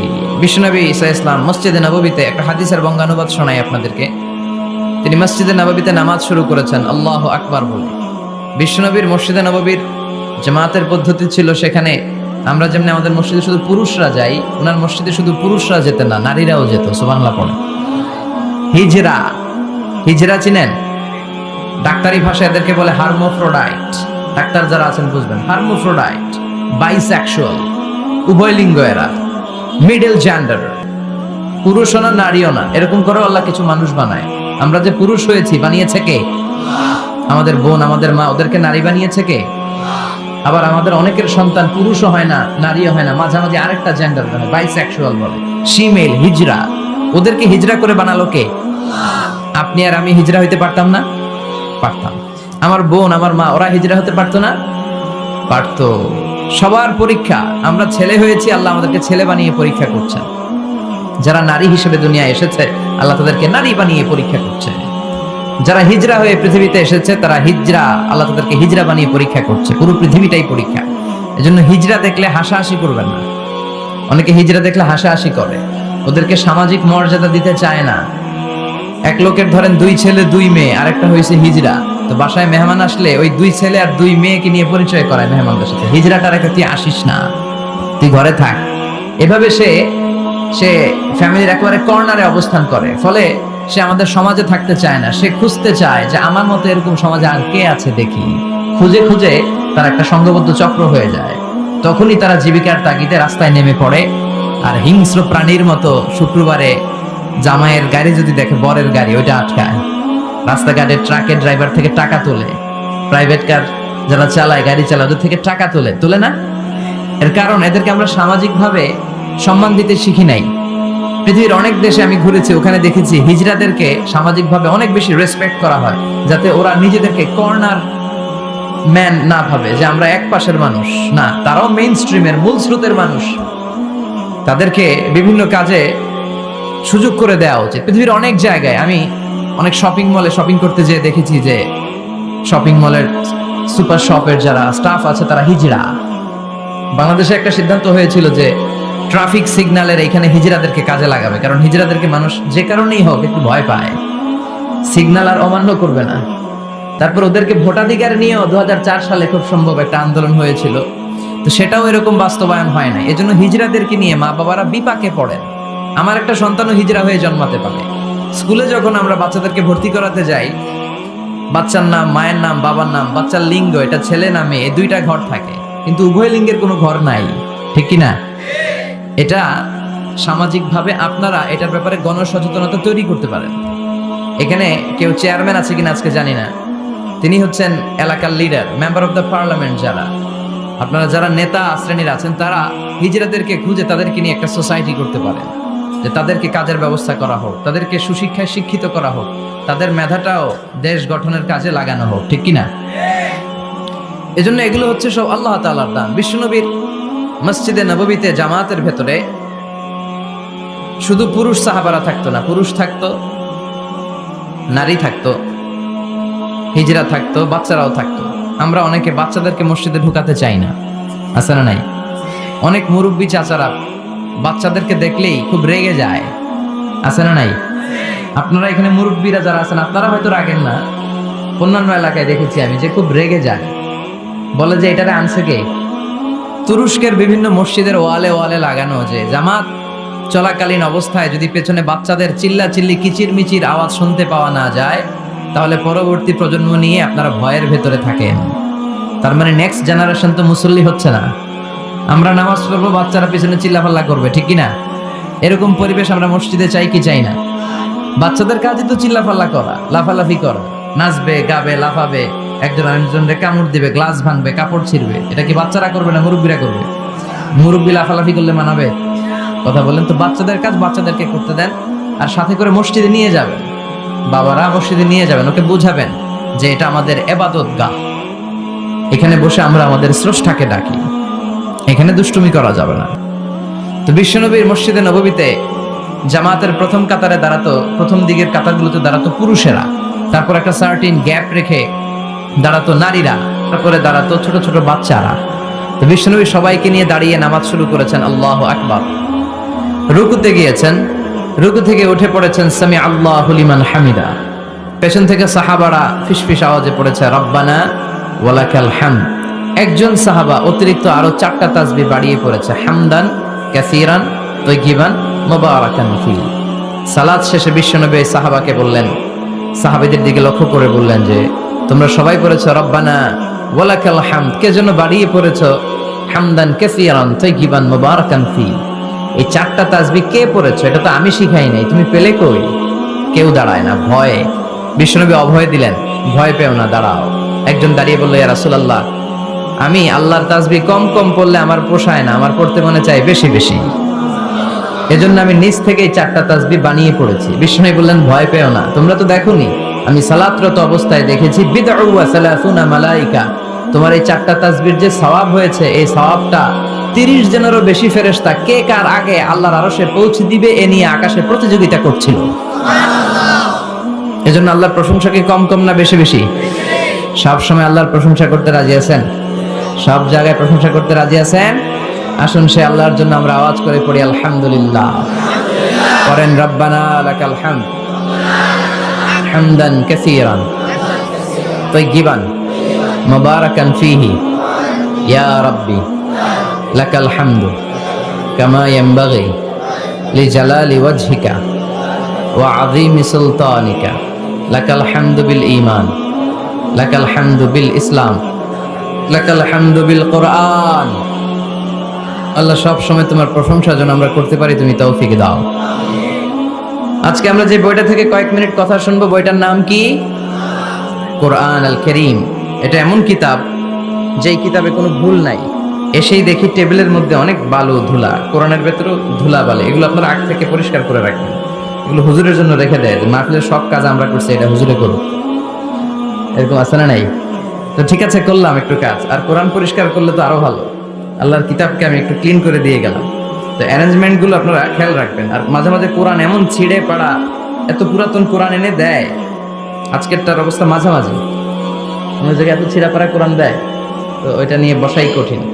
পৃথিবীর সবচাইতে নন্দিত কিতাবটা আজকে নিন্দিত এবং অবহেলিত, যেটা আমাদের সফলতার কারণ, যেটা আমাদেরকে দুনিয়া আখেরাতে মুক্তির জন্য আল্লাহ পাঠিয়েছে, সেটাকে আমরা গুরুত্ব দেই না।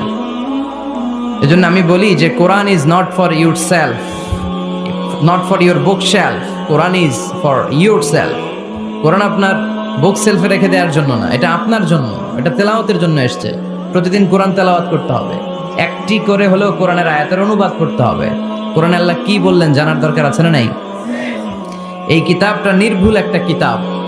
এই কিতাব যদি কেউ পাঠ করে তাহলে সে মানুষের মতো মানুষ হবে, বিশ্বাস হয়? এই কিতাব যদি কেউ পাঠ করে তাহলে সে সুশিক্ষিত হবে, কারণ এই কিতাবের প্রথম কথা হচ্ছে পড়ো, পড়ে নিজের জীবন গড়ো, ঠিক কিনা? আল কোরআনের প্রথম বাণী পড়ো, আল হাদিসে নবীর কথা পড়ো। আল কোরআনের প্রথম বাণী পড়ো, আল হাদিসে নবীর কথা পড়ো। পড়ে পড়ে শেখো, শিখে শিখে তুমি তোমার নিজের জীবন গড়ো। সুবহানাল্লাহ পড়েন। পড়ো, পড়তে পড়তে নিজের জীবন গড়ো। তো এই কোরআন পড়লে সে সুশিক্ষায় শিক্ষিত একজন মানুষ হয়, সিভিলাইজড হয়, ভদ্র হয়, সভ্য হয়, মানুষের মতো মানুষ হয়। এই কোরআন এসেছে আমাদেরকে মানুষের মতো মানুষ বানাতে। কি বানাতে? আওয়াজ করে বলেন, আবার বলেন। এই কথাটার সাথে আপনারা পরিচিত না? বলেন। মুরব্বীরা আমাদেরকে বলে না যে তুই মানুষের মতো মানুষ হ, এটা তো কমন কথা, ঠিক কিনা? তো এই কোরআন কিন্তু এসেছে আমাদেরকে মানুষের মতো মানুষ বানানোর জন্য। পৃথিবীতে মানুষের বড্ড অভাব। অনেকে বলতে পারেন হুজুর কি বলেন, 700 কোটি মানুষ আর আপনি কোন মানুষের অভাব? কোথাও গেলেই খালি মানুষ আর মানুষ, রাস্তাঘাটে মানুষ, এখানে মানুষ, ওখানে মানুষ, বিশাল লম্বা সিরিয়াল। এগুলো খালি চোখে আপনারা যা দেখেন এগুলো মানুষ না, এগুলো জনসংখ্যা। এগুলো কি? এজন্য বলা হয় বাড়ছে জনসংখ্যা কিন্তু কমছে মানুষ। বাড়ছে কি কিন্তু কমছে কি? মানুষের মতো মানুষ হওয়া খুব দরকার। কোরআন এসেছে আমাদেরকে মানুষের মতো মানুষ বানাতে। আমি প্রায় বলি যে গরুর পেট থেকে বেরোলে ওটা গরু হয়ে যায়, ছাগলের পেট থেকে বেরোলেই ছাগল, মুরগির পেট থেকে বেরোলেই মুরগি, কিন্তু মানুষের পেট থেকে বেরোলেই ওটা মানুষ হয় না, ওটার মানুষ করতে হয়, ওটার মানুষ বানাতে হয়, ঠিক কিনা? আবার ছাগল রে কেউ কোনোদিন বলে না যে তুই ছাগলের মতো ছাগল হ, বলে? গরু রে কেউ কোনোদিন বলছে তুই গরুর মতো গরু হ? আপনাদের এলাকায় গরু টরু তো নাই না, এজন্য বুঝতে অনেক কষ্ট হচ্ছে মনে হয়। আছে গরু? গরু পালেন না আপনারা? পালেন পালেন? তো আপনার গরুরে কোনোদিন বলছিলেন যে তুই গরুর মতো গরু হইস?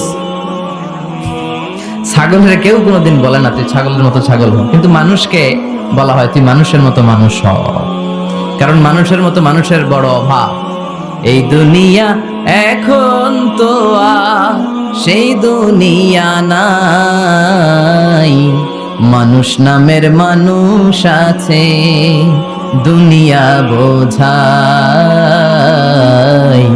সেই মানুষের ভিড়ে আমার আসল মানুষ না, ঠিক কিনা? আসল মানুষের বড় অভাব। তো এই কোরআনটা এসেছে আমাদেরকে আসল মানুষ বানাতে, মানুষের মতো মানুষ বানাতে। আপনি আপনার ছেলের এই বইটা পড়াই দিয়েন, দেখবেন মানুষের মতো মানুষ হয়ে গেছে।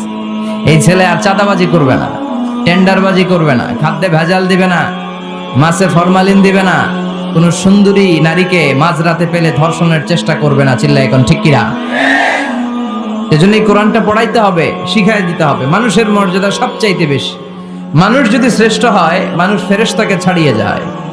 মানুষ যদি নিকৃষ্ট হয়, সে পশুত্বকে হার মানায়। খুব দামি কথা, মনে রাখবেন। মেরাজ রজনীতে সাইয়েদনা জিব্রাইল আলাইহিস সালাম তিনি সিদরাতুল মুনতাহা এসে বললেন, ইয়া রাসূলুল্লাহ, অনেক দূর এসেছি, আর তো যেতে পারবো না, এর উপর 1 ইঞ্চি গেলে আমার 600 পাখাকে আগুন দিয়ে জ্বালিয়ে দিবে কে? এখান থেকে আপনি আপনার রবের সাথে মিটিং করার জন্য উপরে যান। সুবহানাল্লাহ পড়েন। তার মানে জিব্রাইলের খেলা যেখানে শেষ, বিশ্বনবীর খেলা সেইখানে। তাহলে মানুষ যদি মানুষের মতো হয়, সে ফেরেশতাকে ছাড়িয়ে যায়। আর মানুষ যদি খারাপ হয়, সে পশুত্বকে হার মানায়। কারণ দেখবেন একটা পশু তার সমগোত্রীয় পশুকে হত্যা করে না। ছাগল কোনোদিন ছাগলের মারে না, একটা সিংহ আরেকটা সিংহকে নৃশংসভাবে হত্যা করে না, একটা বাঘ আরেকটা বাঘকে নৃশংসভাবে হত্যা করে না, কিন্তু একটা মানুষ আরেকটা মানুষকে নৃশংসভাবে হত্যা করে কি করে না? করে। একটা সিংহ আরেকটা সিংহকে মেরে 10 টুকরা 15 টুকরা 20 টুকরা করছে, এরকম কোনোদিন শুনেছেন? কিন্তু একটা মানুষ আরেকটা মানুষকে শুধু নৃশংসভাবে হত্যাই করে না, হত্যা করে 10 টুকরা 15 20 টুকরা করে বস্তাবন্দি করে ক্ষেতের মধ্যে ফেলে দিয়ে আসে, এরকম ডাকাত আছে না নাই? মানুষ জনপদের পর জনপদ আগুন জ্বালিয়ে ছারখার করে দেয়, উপর থেকে বোমা মেরে শহরগুলোকে জ্বালিয়ে দেয়, আছে না নাই? আপনারা হিরোশিমা নাগাসাকির কথা শুনেছেন।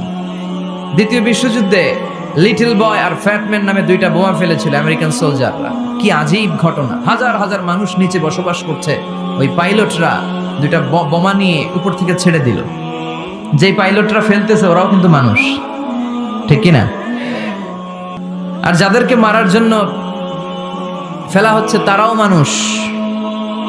এই যে আপনাদের ঢাকা চট্টগ্রাম হাইওয়েতে মেঘনা দাউদকান্দির ডানে বায়ে ভয়ঙ্কর ধরনের ডাকাতি হয় জানেন? কুপিয়ে মানুষকে জখম করে রেখে দিয়ে যায়। আমি অবাক হই যে যারা কোপাচ্ছে এরাও মানুষ, আর যাদের টাকা ছিনতাই করে নিয়ে যাচ্ছে এরাও মানুষ। গত রাতে বা গত পরশু দেখলাম যে র্যাব ব্যাটালিয়ন 11 ওদেরকে গ্রেফতার করেছে, 8 জন ধরা পড়েছে। এগুলোর ক্রস ফায়ারে দেওয়া দরকার, কোনো বিচার টিচারের দরকার নাই, জায়গায় ক্রস ফায়ার, চিল্লায় বলেন ঠিক কিনা? তাহলে ক্রস ফায়ারের সঠিক ব্যবহার হবে। তো মানুষ যদি ভালো হয় ফেরেশতার চেয়ে ভালো, মানুষ খারাপ হলে পশুর চেয়েও খারাপ। এখন সিদ্ধান্ত আপনার, আপনি কি ভালো হবেন না খারাপ হবেন? আমরা এমন মানুষ হতে চাই যে মানুষের মর্যাদা ফেরেশতাদের চেয়েও বেশি। এই কোরআন এসেছে আমাদেরকে মানুষের মতো মানুষ বানাতে, কোরআন এসেছে আমাদেরকে জান্নাতি বানাতে। কি বানাতে? আমরা জান্নাতে যেতে চাই না? সবাই চান? চান না কে কে দেখি? আপনি চান না?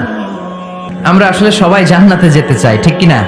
মালিক তুমি জান্নাতে, তোমার পাশে আমায় একটি ঘর বানিয়ে দিও, একটি ঘর বানিয়ে দিও সে বিভীষিকাময় মহাদিনে, তোমার প্রতিবেশী করে নিও। মালিক তুমি জান্নাতে, তোমার পাশে আমায় একটি ঘর বানিয়ে দিও, একটি ঘর বানিয়ে দিও। পড়েন আমিন। তাহলে আমরা সবাই চাই জান্নাতে যেতে। কই যেতে? আমাদের আসলে টার্গেটই তো এটা। প্রত্যেকের একটা টার্গেট থাকা চাই না? আমাদের টার্গেটই এই যে আল্লাহর সন্তুষ্টি অর্জনের মধ্য দিয়ে আমরা কই ঢুকতে চাই। আর জান্নাতে যারা ঢুকলো তারা সফল, এই ঘোষণাটা কার? চিল্লায় বলতে হবে কার? রব্বুল আলামিন বলেন লা ইয়াস্তাবি আসহাবুন নারি ওয়া আসহাবুল জান্নাতি, আসহাবুল জান্নাতি হুমুল ফাইজুন। সুবহানাল্লাহ। আল্লাহ বললেন যারা জান্নাতে যাবে আর জাহান্নামে যারা যাবে তারা কখনো সমান হতে পারে না, তাদের মর্যাদা কশিনকালেও এক হতে পারে না। যারা জান্নাতে ঢুকতে পারবে তারাই সফল, যারা জান্নাতে ঢুকতে পারলো তারাই। ফামান যুহজিহা আনিন নারি ওয়া উদখিলাল জান্নাতা ফাকাদ ফাজ ওয়া মাল হায়াতুদ দুনিয়া ইল্লা মাতাউল গুরুর। আল্লাহ বললেন যারা জাহান্নাম থেকে মুক্তি পেল, জান্নাতের সার্টিফিকেট পেল, তারাই হলো সফল, ঠিক কি না? এটাই তো সফলতার মানদণ্ড হওয়া উচিত। আমি জাহান্নাম থেকে মুক্তির ঘোষণা পেলাম, আমি চিরস্থায়ী শান্তির জায়গা জান্নাতে ঢোকার অনুমতিপত্র পেলাম, আর কিছু লাগে? কথা কন। আমরা সবাই কই যেতে চাই? আল্লাহ বলেন the people of paradise and the people of hellfire never be equal. The people of paradise gained the ultimate success in life. যারা জান্নাতে যাওয়ার অনুমতি পেল তারাই সফল। আমরা সেই সফল মানুষ হতে চাই, ঠিক কি না? আমরা সবাই জান্নাতে যেতে চাই। আসলেই চান তো? শুধু কথায় না কাজেও? কাজেও সেটার প্রমাণ দিতে হবে। আমরা জান্নাতে যেতে চাই। জান্নাত এমন জায়গা যে জায়গায় আছে শুধু আরাম আর আরাম, আর জাহান্নামে আছে খালি ব্যারাম। আরামের বিপরীত কি? জান্নাতে আছে কি? ব্যারাম। জান্নাতে আছে কি? আর জাহান্নামে? আওয়াজ করে বলেন, জান্নাতে কি আছে? জাহান্নামে কি? এখন কোনটা চান? আরাম চাই, আরাম চাই আমরা সবাই, সুখ চাই, আমরা স্বাচ্ছন্দ্য চাই, আমরা পিস এন্ড সিকিউরিটি চাই। জান্নাতের চাইতে শান্তির কোনো জায়গা নাই। জান্নাতে কোনো টেনশন নাই, রোগ বালাই নাই, পুলিশের দৌড়ানি নাই, র্যাবের দৌড়ানি নাই। আছে? দৌড়ানি যা খাওয়ার দুনিয়াতে খায় না, জান্নাত আপনাদের জন্য অপেক্ষা করছে। ইসলামের পক্ষে কথা বলার কারণে এরকম দৌড়ানি আছে না নাই? ঝুঁকি আছে না নাই? জানমাল নিয়ে পরীক্ষা দেওয়ার দরকার আছে না নাই? এই কষ্ট একটু দুনিয়াতে করে নেন, একটু স্যাক্রিফাইস করেন, জান্নাত ইজ ওয়েটিং ফর ইউ। আল্লাহ তৈরি করা জান্নাত আপনার জন্য অপেক্ষা করছে। জান্নাত এমন জায়গা যেখানে কোনো ধরনের চিন্তা, দুশ্চিন্তা, হাইপার টেনশন, অসুস্থতা, ঝামেলা, ঝক্কি ঝামেলা, ব্যারাম কিচ্ছু নাই। বাড়ি ভাড়া দেওয়ার টেনশন নাই। মাস শেষে বাড়ি ভাড়া দেওয়া লাগে না? ভাড়াটিয়াদের টেনশন আছে না নাই? গ্যাসের বিল, বিদ্যুতের বিল, এইটা সেইটা, বাজার করো, অসুস্থতা, ছেলে মেয়েদের ভর্তি করো, একটার পর একটা লেগেই থাকে। এই ঝামেলাগুলো কি জান্নাতে আপনারে পাবে? তো ওই জান্নাতে ঢুকতে মনে চায় না আমাদের? ঢুকবেন, ঢুকবেন। রব্বুল আলামিন বলেন, ফালা তা'লামু নাফসুম মা উখফিয়া লাহুম মিন কুররাতি আ'য়ুনিন জাযাআম বিমা কানু ইয়ামালুন। ও আমার গোলামেরা, শোনো শোনো, এত চমৎকার দৃষ্টিনন্দন জান্নাত আমি তোমাদের জন্য তৈরি করে রেখেছি। ওই জান্নাতের সৌন্দর্য পৃথিবীর কেউ দেখে নাই। কুররাতু আ'য়ুন, তোমার চক্ষু শীতল করে ফেলবে জান্নাত। দেখলে আপনার চোখ ঠান্ডা হয়ে যাবে। অসাধারণ, amazing, marvellous, genius, awesome, fantastic place, supercalifragilisticexpialidocious. অসাধারণ ভালো, যেটা বর্ণনা দিয়ে বোঝানো সম্ভব না। আমি কোরআনের আলোকে কাছাকাছি একটা চিত্র অঙ্কন করতে পারবো আপনাদের চোখের সামনে, যে জান্নাতটা এইরকম হবে, নাজ নেয়ামতটা। কিন্তু আসল সৌন্দর্য যে কেমন, এটা পৃথিবীর কোনো মুফাসসির বলতে পারবে? এজন্য রব্বুল আলামিন বলেন, আ'আদাতু লিইবাদিয়াস সালিহিনা মা লা আইনুন রাআত। আমার সালেহ বান্দাদের জন্য এমন জান্নাত আমি তৈরি করেছি, যেই জান্নাত পৃথিবীর কোনো মানুষ তার দুটি চোখ দিয়ে দেখে নাই। ওয়ালা উযুনুন সামিআত, জান্নাতের কোনো শব্দ দুনিয়ার মানুষ কান দিয়ে শোনে নাই। ওয়ালা খাতারা আলা কলবি বাশার, জান্নাতের সৌন্দর্য কত চমৎকার হবে মানুষ কল্পনা করেও কোনো কুল কিনারা করতে পারবে না। আপনি কুল কিনারাই করতে পারবেন, এত সুন্দর হবে। সুবহানাল্লাহ পড়েন। এই পৃথিবীতে যত আর্কিটেক্ট আছে, ডিজাইনার আছে, সব ডিজাইনারদেরকে একসাথে, লক্ষ লক্ষ ডিজাইনারদেরকে একসাথে বসে যদি বলেন যে আপনি জান্নাতের একটা চেয়ারের ডিজাইন করা শুরু করেন, সবার ডিজাইন মিলাইলেও জান্নাতের চেয়ারের ধারে কাছেও যাবে না। এত সুন্দর জান্নাত আমাদের জন্য প্রস্তুত করে রেখেছে কে? তো আসেন আমরা সবাই মিলে ওই জান্নাতের ভিতরে একটু ঢুকি। ঢুকবেন? সাহস হয়? আমরা যখন কোনো শপিং মলে ঢুকি, কি দিয়ে ঢুকি? গেট দিয়ে ঢুকি। জান্নাতেরও গেট আছে না নাই? কয়টা? ইন্নালিল জান্নাতি সামানিয়াতু আবওয়াব, জান্নাতের দরজা মোট 8টা। কয়টা? বিশ্বনবী সাহাবাদেরকে ওয়াজ করতেছেন, শোনো শোনো, জান্নাতের মোট দরজা 8টা। তোমাদের মধ্যকার এমন একজন সাহাবা আছে, সেদিন জান্নাতের 8টা দরজাই তাকে ডাকবে যে আপনি আমার দরজা দিয়ে প্রবেশ করেন। সাহাবারা বললেন, ইয়া রাসূলুল্লাহ, ইয়া হাবিবাল্লাহ, আমাদের মধ্যে থেকে ওই সৌভাগ্যবান লোকটাকে একটু বলেন। বিশ্বনবী বললেন, ও আমার প্রাণের সাহাবারা, ওই সৌভাগ্যবান ব্যক্তি হলো আমার হিজরতের দিনের সঙ্গী, আমার বিপদের দিনের সঙ্গী আবু বকর সিদ্দিক। ওনার ব্যক্তিত্ব আল্লাহর কাছে এতটাই গ্রহণযোগ্য যে জান্নাতের 8টা দরজাই ওনাকে ডাকবে, আসেন। ওইটা না, ওইটা না, আপনি আমারটা দিয়ে ঢুকেন। সুবহানাল্লাহ পড়েন। আমরা কি চাই না যে আমরাও এই 8টা দরজা দিয়ে ঢোকার সুযোগ আল্লাহ করে দেখ? চাই কি চাই না? এজন্য বিশ্বনবী বললেন, শোনো শোনো, প্রতিদিন নামাজের আগে যে তোমরা ওযু করো, এই ওযুর পরে কেউ যদি পড়ে আশহাদু আল্লা ইলাহা ইল্লাল্লাহ ওয়া আশহাদু আন্না মুহাম্মাদান আবদুল্লাহি ওয়া রাসূলুহু, ওযুর পরে এই দোয়াটা প্রতিদিন যে পড়বে, কিয়ামতের দিন 8টা জান্নাতের যে কোনো দরজা দিয়ে ঢোকার অনুমতি ওই বান্দাকে আল্লাহ দিয়ে দিবে। আপনাদের জন্য আছে। Still now you have the opportunity man. এই সুযোগ, চান্স আপনার জন্য আছে। ছোট্ট আমল, প্রতিদিন ওযু তো করাই লাগে না আমাদের জন্য। এই ওযুর পরে এই শাহাদাতের বাক্যটা পাঠ করলে 8টা দরজা দিয়ে ঢোকার অনুমতি আপনাকে দিবে কে? বুখারীর বর্ণনায় বিশ্বনবী বললেন, ইন্নালিল জান্নাতি সামানিয়াতু আবওয়াব, জান্নাতের ভেতরে আমি 8টা দরজা করেছি, 8 দিক দিয়ে ঢোকা যায়। মিনহা বাবুন ইউসাম্মা আর-রায়্যান, ওই 8টা দরজার মধ্যে স্পেশাল একটা দরজা আছে, ওই দরজার নাম হলো রায়্যান। দরজার নাম লা ইয়াদখুলুহু ইল্লা সাইমুন, রোজাদাররা ছাড়া কেউ ওই দরজা দিয়ে ঢোকার অনুমতি পাবে না। আবার বিশ্বনবী বললেন, মান দাখালাহা লাম ইয়াযমা আবাদা, একবার রায়্যান দরজা দিয়ে ঢোকার অনুমতি যে পাবে, চিরকালের জন্য তার গলার তৃষ্ণা মিটে যাবে।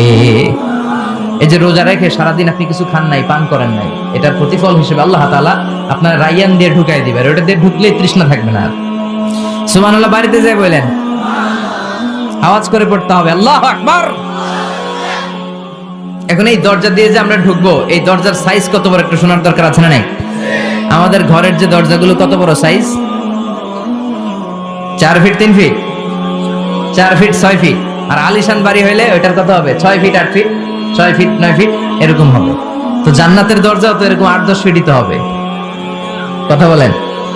বিশ্বনবী বললেন, ইন্নাল মিসরাআইন মিন মাসারি'আল জান্নাহ মা বাইনা মাক্কাহ ওয়া হাজার। মক্কা হচ্ছে সৌদির একটা শহর, আর হাজার হচ্ছে বাহরাইন, একটা দেশ আছে না, যে দেশের রাজধানী হচ্ছে মানামা। এই বাহরাইনের আরেকটা শহর হচ্ছে হাজার। এই মক্কা থেকে, সৌদি আরব থেকে বাহরাইন যত দূর, বিশ্বনবী বললেন জান্নাতের দরজাটা হবে ঠিক তত দূর। সেই হিসাবে কয়েকশো কোটি জান্নাতে এক ধাক্কায় ঢুকবে, কয়েকশো কোটি এক ধাক্কায় ঢুকে যাবে। আল্লাহু আকবার। এই জান্নাতের ভেতরে আল্লাহ চমৎকার কিছু ক্লাসিফিকেশন করে দিয়েছে। সব জায়গায় এই ক্লাস থাকে, first class, second class, third class, economy class, platinum class, promo class, business class, higher class, lower class, আছে না নাই? এই যে কুমিল্লা টু ঢাকা যে বাস চড়ে, বাসে ক্লাস আছে না? ফার্স্ট ক্লাসের টিকিটের দাম বেশি, সেকেন্ড ক্লাস কম। বিমানে সামনের সারিতে দেখবেন কিছু বিজনেস ক্লাস থাকে, হিউজ স্পেস থাকে, ওদের যে ফুড এন্ড রিফ্রেশমেন্ট দেয় ওই খাবারটা খুব উন্নত থাকে। তারা এয়ার হোস্টেসকে সব ধরনের ফ্যাসিলিটি নিতে পারে, যে এটা লাগবে ওটা লাগবে, এক্সট্রা অনেক কিছু তাদেরকে দেয়। কিন্তু ইকোনমিক ক্লাস যেটা আছে পিছনে লম্বা, ওখানে এত ফ্যাসিলিটিস নাই। তো জান্নাতের ভেতরেও কিন্তু অনেক ক্লাস আছে, সুবহানাল্লাহ পড়েন। মোট 8টা ক্লাস। কয়টা? এর মধ্যে সবচেয়ে হায়ার ক্লাস হচ্ছে আল ফেরদাউস। ওটার নাম কি? জান্নাতুল ফেরদাউস। বিশ্বনবী কিন্তু ওইটার মধ্যে থাকবে, সুবহানাল্লাহ পড়েন। ওইটার ভেতরে থাকবে। তো আমরা থাকবো কোনটায়? কথা কয় না, সাহস করে বলেন আমরাও থাকবো এটাতে। সবাই যদি আল্লাহ ওইটাতে রাখে, জান্নাতের কোনো ঘাটতি হবে? এটা যে কত বিশাল জান্নাত! জাহান্নামের আগুনে পুড়তে পুড়তে, অনেক লম্বা ঘটনা, বললে এটাই আধা ঘন্টা খেয়ে ফেলবে। জাহান্নামের আগুনে পুড়তে পুড়তে, বুখারীর বর্ণনা, আখিরু মান দাখালাল জান্নাহ, সর্বশেষ যে লোকটাকে আল্লাহ জান্নাতে ঢুকাবে, তার জান্নাতের সাইজ হবে এই পৃথিবীর 10 গুণ বড়। তাহলে ফেরদাউসের অবস্থাটা কি? পৃথিবীর সবাই যদি ফেরদাউসে থাকে, ফেরদাউসের জায়গার কোনো কমতি হবে না। চিল্লায় কোন সুবহানাল্লাহ। এজন্য বিশ্বনবী বলেন, ইযা সাআলতুমুল্লাহাল জান্নাহ, আল্লাহর কাছে যখন তোমরা হাত তুলে চোখের পানি ছেড়ে জান্নাত চাইবা, আল্লাহর কাছে ছোটটা চেও না, চাইবা যখন বড়টাই চাও, জান্নাতুল ফেরদাউস চাও। আমরা কোনটায় যেতে চাই? অন্য কোনটায় ঢুকাইতে চাইলে ঢুকবেন? তবে দুনিয়াতে কই আইছি ফেরদাউস, এখনো ঢুকবো ফেরদাউসে? কোনো কথা নাই। ফেরদাউস ছাড়া আমরা অন্য কোথাও ঢুকবো? ফেরদাউস ছাড়া আরো অনেকগুলো ক্লাস আছে। জান্নাতুল নাঈম, জান্নাতুল মাওয়া, জান্নাতুল আদান, দারুল করার, দারুল মাকাম, দারুল খুলদ, দারুস সালাম, আল্লিয়ুন। কিন্তু আমরা থাকবো কই? ভয় পাইছে, কয় না। আমরা থাকবো কই? ইনশাআল্লাহ। আল্লাহ জান্নাতুল ফেরদাউসে, এখানে যেমনি বসে আছি, জান্নাতুল ফেরদাউসের জন্য আমরা একসাথে থাকতে পারি, বসতে পারি। তুমি তৌফিক দাও। وسيق الذين اتقوا ربهم إلى الجنة زمرا حتى إذا جاءوها وفتحت أبوابها وقال لهم خزنتها سلام عليكم طبتم فادخلوها خالدين। سبحان الله পড়েন। জান্নাতীদেরকে ফেরেশতারা জান্নাতের দিকে নিয়ে যাবে। ওয়াসিকাল্লাযীনা ইত্তাকাউ রাব্বাহুম, দুনিয়ার বুকে যারা আল্লাহকে ভয় পেয়েছে তাদেরকে হাকিয়ে হাকিয়ে ফেরেশতারা বলবে, চলেন চলেন জান্নাতে চলেন। ইলাল জান্নাতি যুমারা হাত্তা ইযা জাউহা ফুতিহাত আবওয়াবুহা, জান্নাতের দিকে তারা ছুটতে থাকবে। আমরা এখন কই যাচ্ছি? আওয়ার ডেস্টিনেশন ইজ জান্নাত। আমাদের লক্ষ্য কি? আমরা এখন জান্নাতে ঢুকবো, কিন্তু আপনাদেরকে নিয়ে ঢুকবেন? আচ্ছা, আমাদের এখানে যদি মাননীয় প্রধানমন্ত্রী শেখ হাসিনা আসে, ওনার জন্য কি এরকম স্টেজ করলে চলবে? হ্যাঁ, বিশাল স্টেজ হবে। আচ্ছা, ডোনাল্ড ট্রাম্প যদি কোনো কারণে আপনাদের কুটসাপে একটা ভিজিটে আসে, তখন কি শেখ হাসিনা আসলে যেই স্টেজ, ওই স্টেজ করলে হবে? হবে না। তাহলে স্টেজে পার্থক্য আছে না নাই? তা আপনারা তো জান্নাতি মিয়া, আপনারা তো হায়ার ক্লাসের মানুষ। আপনাদের মর্যাদা যে আল্লাহর কাছে কত বেশি আমরা জানিই না। আপনাদেরকে তো এমনি এমনি নেওয়া যাবে না, ঢুকানো যাবে না জান্নাত। আপনাদের জন্য আলিশান ব্যবস্থা রাখা হবে। সুবহানাল্লাহ পড়েন। আপনাদের জন্য কমসে কম 3টা ওয়েলকামিং গেট থাকবে, রেড কার্পেট রিসেপশন থাকবে, লাল গালিচার সংবর্ধনা থাকবে, আর সব জান্নাতে আর তাকবীর আর স্লোগান দিতে দিতে আমরা জান্নাতে ঢুকবো। চিল্লায় এখন সুবহানাল্লাহ।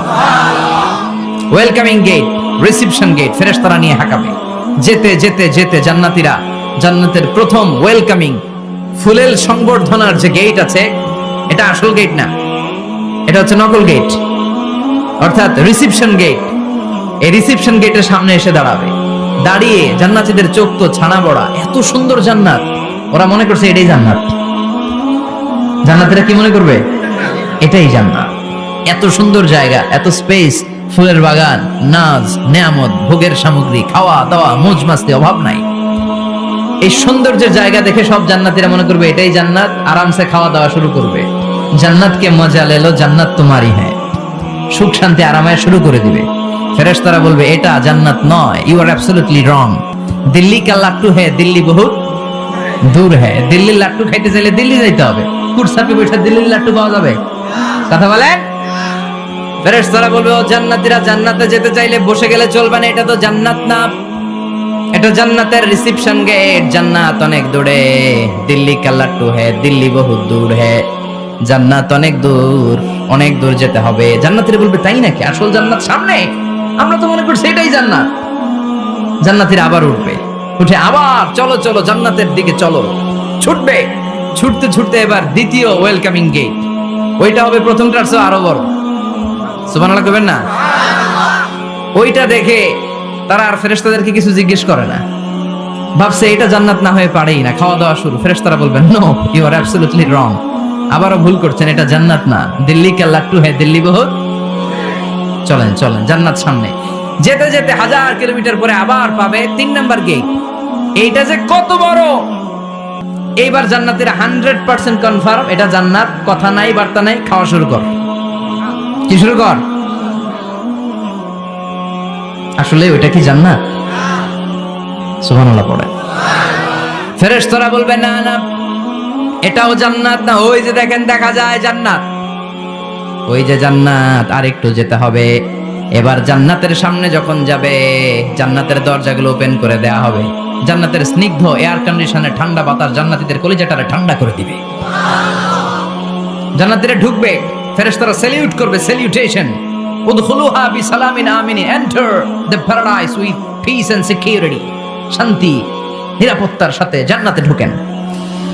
জান্নাতীরা জান্নাতের ভেতরে প্রবেশ করে অবাক, কমপ্লিটলি অবাক, puzzle, shocked, thundered, astonished and surprised. How come? এত সুন্দর কেমন করে হয়? এত সুন্দর কিভাবে হতে পারে? How it's possible? সব জান্নাতীরা ঢুকে পাগলের মতো হয়ে যাবে, এত সুন্দর কেমন করে হয়? মনের অজান্তে সব জান্নাতীদের মুখ দিয়ে বের হয়ে যাবে আলহামদুলিল্লাহ। কি বের হবে? وقالوا الحمد لله الذي أورثنا الأرض نتبوأ من الجنة حيث نشاء فنعم أجر العاملين। প্রশংসা ওই আল্লাহর, যেই আল্লাহ জান্নাতে আমাদের জন্য চমৎকার নাজ নেয়ামতের ব্যবস্থা করে দিয়েছে। জান্নাতটা কতই না চমৎকার জায়গা। সুবহানাল্লাহ। দুনিয়াতে মুমিন বান্দারা ভালো কিছু পেলে খুশি হয়ে কি পড়ে? আলহামদুলিল্লাহ। আওয়াজ করে বলেন কি পড়ে? আপনারা দুনিয়াতে আজীবন পড়ছেন আলহামদুলিল্লাহ, জান্নাতে ঢুকে পড়বেন না আলহামদুলিল্লাহ? জান্নাতীরাও জান্নাতে ঢুকে আলহামদুলিল্লাহ পড়বে।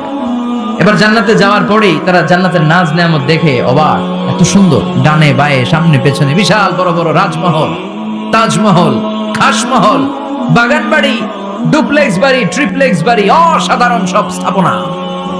দেখে দেখে অবাক হবে, চোখ ধাঁধানো সৌন্দর্য, আই ক্যাচিং, চোখ ধাঁধানো সৌন্দর্য। ডানে বায়ে তাকায়, দেখে বড় বড় প্রাসাদ, বড় বড় রাজপ্রাসাদ। বাংলাদেশের সবচেয়ে বড় বড় প্রাসাদ কোথায় আছে? সিলেটে, জানেন? এই যে আল হারামাইনের কোম্পানির মালিকের নাম মাহতাব সাহেবের একটা প্যালেস আছে, দেখছেন? তারপর কি নাম আরেকজন আছে যে সবচেয়ে বড় যেটা বানালো, শমশের মবিনের বিশাল একটা প্যালেস আছে, রাজপ্রাসাদ। জান্নাতের গুলো তো এরকমই হবে নাকি? এর তো ছোট হবে, কত বিশাল হবে ইউ কান্ট ইমাজিন ম্যান, আপনি কল্পনাই করতে পারবেন না। সুবহানাল্লাহ পড়েন।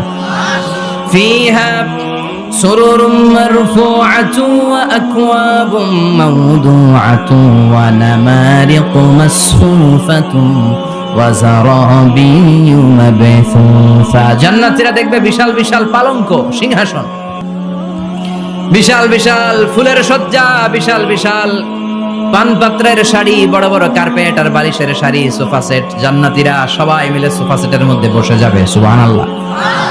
হুম ওয়া আজওয়াজুহুম, সব জান্নাতীরা তাদের স্ত্রীদেরকে নিয়ে মুত্তাকিইনা আলাইহা মুতাকাবিলিন, মুখোমুখি হয়ে বসবে, পিঠ দেখি না, এখানে একজন এখানে একজন, মুখোমুখি হয়ে। আচ্ছা, এখানে কয়েকজন আপনারা ভুল করে প্যান্ডেলের ভিতরেই পেছনে হুন্ডা রেখে দিচ্ছেন, এগুলো সরালে অনেক মানুষের অ্যাকোমোডেশন হবে। পিছনে কেউ তাকাবেন না, এদিকে তাকান, এদিকে তাকান। এই তুমি হাত নাড়াইতেছো কেন? বসো মিয়া, বসো। তুমি আমার শিখাচ্ছ কেমন আগাইতে হবে? তুমি আসো, তোমার শিখাই। এই টানাটানি খুব একটা খারাপ অভ্যাস, এই টেনে খুব বিশৃঙ্খলা হয়। কোনো টানাটানি নাই। যাদের হুন্ডা প্যান্ডেলের ভিতরে রেখেছো এখনই উঠো না, আমি 1-2 মিনিট আলোচনা করার পর আস্তে করে উঠবো, যাতে বুঝতে না পারে যে তুমি রাখছো হুন্ডা। আলোচনা আমি শুরু করতেছি আবার, আলোচনা শুরু করলে 1 মিনিট পরে আস্তে করে উঠে তোমাদের হুন্ডাগুলো পেছনে নিয়ে রাখবা, যাতে কোনো আওয়াজ না হয়। আর আলোচনার মাঝখানে কোনো কথা নাই, বসে যান। আলোচনার মাঝখানে ব্রেক হলে বক্তা তার আলোচনার ফ্লো হারিয়ে ফেলে। জান্নাতে জান্নাতীরা নাজ নেয়ামত দেখতে থাকবে একটার পর একটা, বিভিন্ন বাগান বাড়ি, ফুলের বাগান। ডানে তাকাবে দেখবে মৌমাছির গুনগুন শব্দ, বায়ে তাকাবে দেখবে ফুলের বাগান, ফলের বাগান। সামনে তাকাবে দেখবে রাজপ্রাসাদ, পেছনে তাকাবে দেখবে জান্নাতের নাজ নেয়ামত। ডান দিকে তাকাবে দেখবে বিশাল বিশাল পানির ফোয়ারা, পানির ফোয়ারা আর বড় বড় ঝর্ণা। জান্নাতের ভেতরে ঝর্ণা আছে না নাই? কথা বলেন। ঝর্ণা ঝর্ণা ঝর্ণা রে, বলনা বলনা বলনা রে, কার বিরহে পাগল পাড়া তুই, কার মিলনে ফুল ফসলে ভরা রে তোর দুকুল ভুই, কার মিলনে ফুল ফসলে ভরা রে তোর দুকুল ভুই। ঝর্ণা ঝর্ণা ঝর্ণা রে, বলনা বলনা বলনা রে, কার বিরহে পাগল পাড়া তুই। সুবহানাল্লাহ পড়েন। জান্নাতিন তাজরি মিন তাহতিহাল আনহার, আল্লাহ বললেন এমন চমৎকার জান্নাত আমি তোমাদের জন্য তৈরি করে রেখেছি, যে এই জান্নাতের নিচ দিয়ে প্রবাহিত হবে স্রোতস্বিনী ঝর্ণা ধারা। সুবহানাল্লাহ। ঝর্ণা দেখতে ভালো লাগে না? কার হাত তোলেন। সবার মন চায় না ঝর্ণা দেখতে? ঝর্ণা দেখলে মনটা কেমন যেন স্বস্তি ফিরে পায়, ঠান্ডা হয়ে যায়, ঠিক কি না? জান্নাতীদের হৃদয়টারে শীতল করার জন্য রব্বুল আলামিন জান্নাতের চারিপাশে বড় বড় ঝর্ণা ফিটিং করবে, বিশাল বড় বড় পানির ফোয়ারা থাকবে। জান্নাতের স্পেশাল একটা ফোয়ারা আছে, ওইটার নাম সালসাবিল। কি নাম? আইনান তুসাম্মা ফিহা সালসাবিলা। সালসাবিল নামে বিশাল এক ঝর্ণা থাকবে। সুবহানাল্লাহ পড়েন। জান্নাতের এই নাজ নেয়ামতগুলো দেখতে থাকবে। তো জান্নাতে আপনারা ঢুকলেন, ঢুকে সোফা সেটে হেলান দিয়ে বসলেন আরামসে, নাজ নেয়ামতের সৌন্দর্য দেখছেন। অনেকক্ষণ হয়ে গেল জান্নাতে ঢুকছেন, এবার একটু খাবার দাবারের দরকার আছে না নাই? ওইটা তো আর জান্নাতে নাই। খাওয়ান দাওয়ানো আছে, ফুড অ্যান্ড রিফ্রেশমেন্টের পালা। Food and refreshment. বিশ্বনবী বললেন আউয়ালু তুআমিন ইয়াকুলুহু আহলুল জান্নাতি ফাজিয়াদাতু কাবিদিল হুত, সর্বপ্রথম যে খাবারটা জান্নাতীরা যেটা খাবে এটা হচ্ছে মাছের ভুনা কলিজা। The first meal and snacks will be served in paradise is liver fish fry.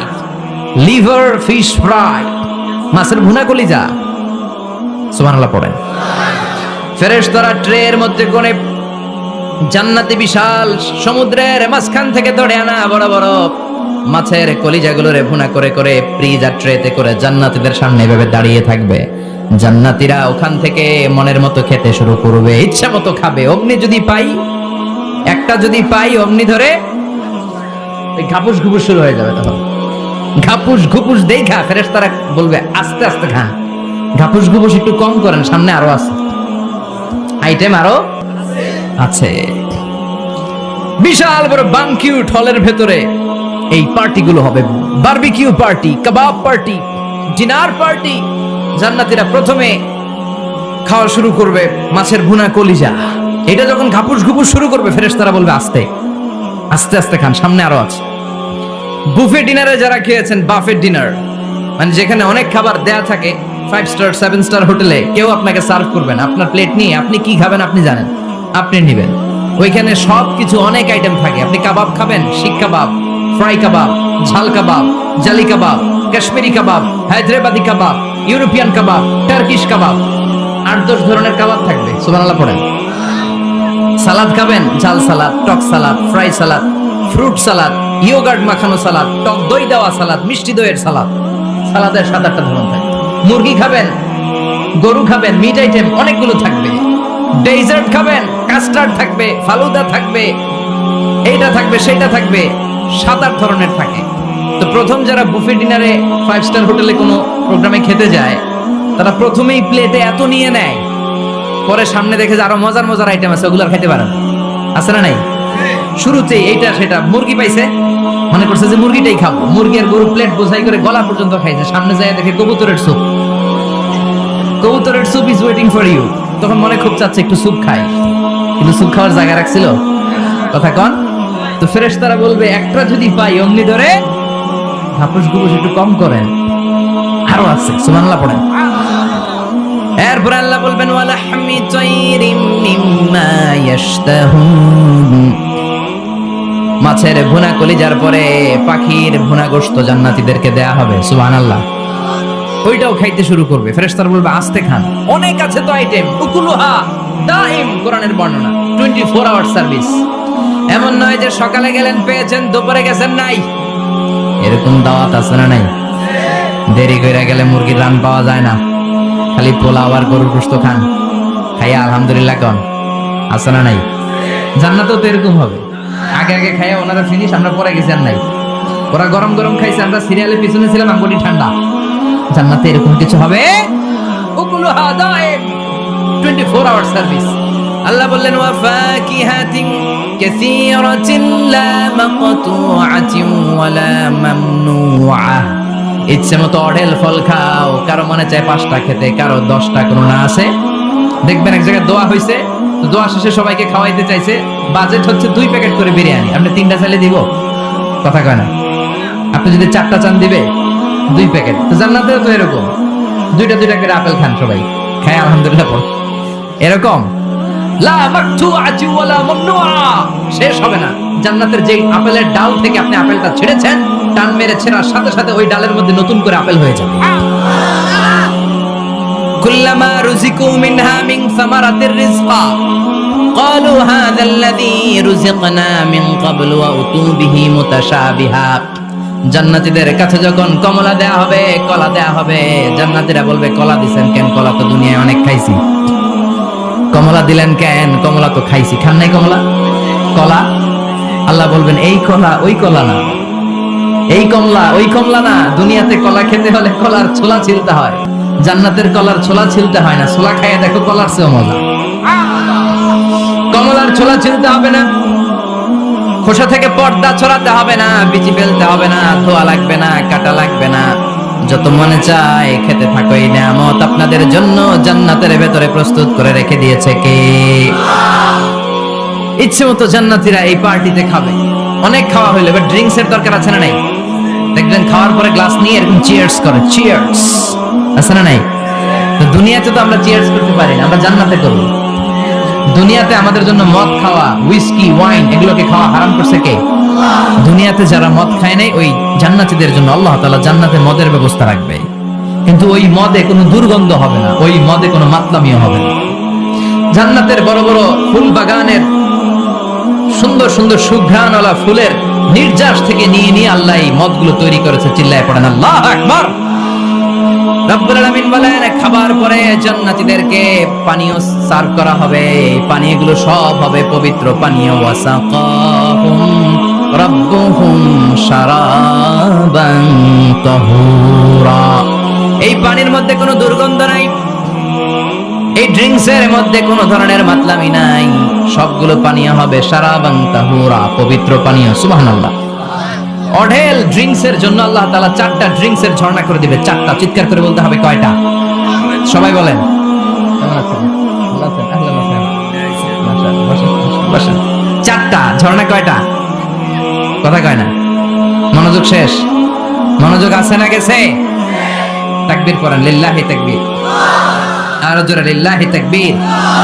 মাসালুল জান্নাতিল্লাতী ওয়াইদাল মুত্তাকুনা ফিহা أنهار من ماء غير آسن وأنهار من لبن لم يتغير طعمه وأنهار من خمر لذة للشاربين وأنهار من عسل مصفى سبحان الله পড়েন। 4 ধরনের ড্রিঙ্কসের ঝর্ণা। কয় ধরনের? বোতলে বোতলে দিলে তো লিমিটেড। ড্রিঙ্কস থাকবে, ঝর্ণা ঝর্ণার আকারে ড্রিঙ্কস পড়বে। 4 ধরনের। একটা হচ্ছে মিনারেল ওয়াটারের ঝর্ণা, ফ্রেশ পানি। 2টা হচ্ছে দুধের ঝর্ণা, 2 নাম্বার। 3 নম্বরে মধুর ঝর্ণা, 4 নম্বরে মদের ঝর্ণা। সুবহানাল্লাহ পড়েন। আবার বড় বড় মদের বোতলও থাকবে। ইউসকা নামের রাহিকুম মাখতুম। রাহিকুম মাখতুম নামক দামি একটা মদ দিয়ে রব্বুল আলামিন আপনাদেরকে মদ পরিবেশন করবে। মিজাজুহা কাফুরা, যেটার মধ্যে কর্পূরের ফ্লেভার থাকবে। কিসের ফ্লেভার? জোরে বলেন। মিজাজুহা জানজাবিলা, জিঞ্জার ফ্লেভার থাকবে, আদার ফ্লেভার থাকবে, কর্পূরের ফ্লেভার থাকবে। জান্নাতীরা ইচ্ছে মতো এই ড্রিঙ্কস গুলো পান করে শুকরিয়া করবে কার? যত ড্রিঙ্কস খাইলেন এই সবগুলো ড্রিঙ্কস এর পরে এমন একটা ড্রিঙ্কস আল্লাহ দিবে, ওইটা খেয়ে সব জান্নাতীদের গলার তৃষ্ণা চিরকালের জন্য মিটে যাবে। ওইটার নাম হচ্ছে আল কাউসার। কি নাম? সবাই বলেন কি নাম? ইন্না আ'তাইনাকাল কাউসার ফাসাল্লি লিরাব্বিকা ওয়ানহার ইন্না শানিআকা হুয়াল আবতার। বিশ্বনবীকে হাউজে কাউসারের দায়িত্ব দিবে কে?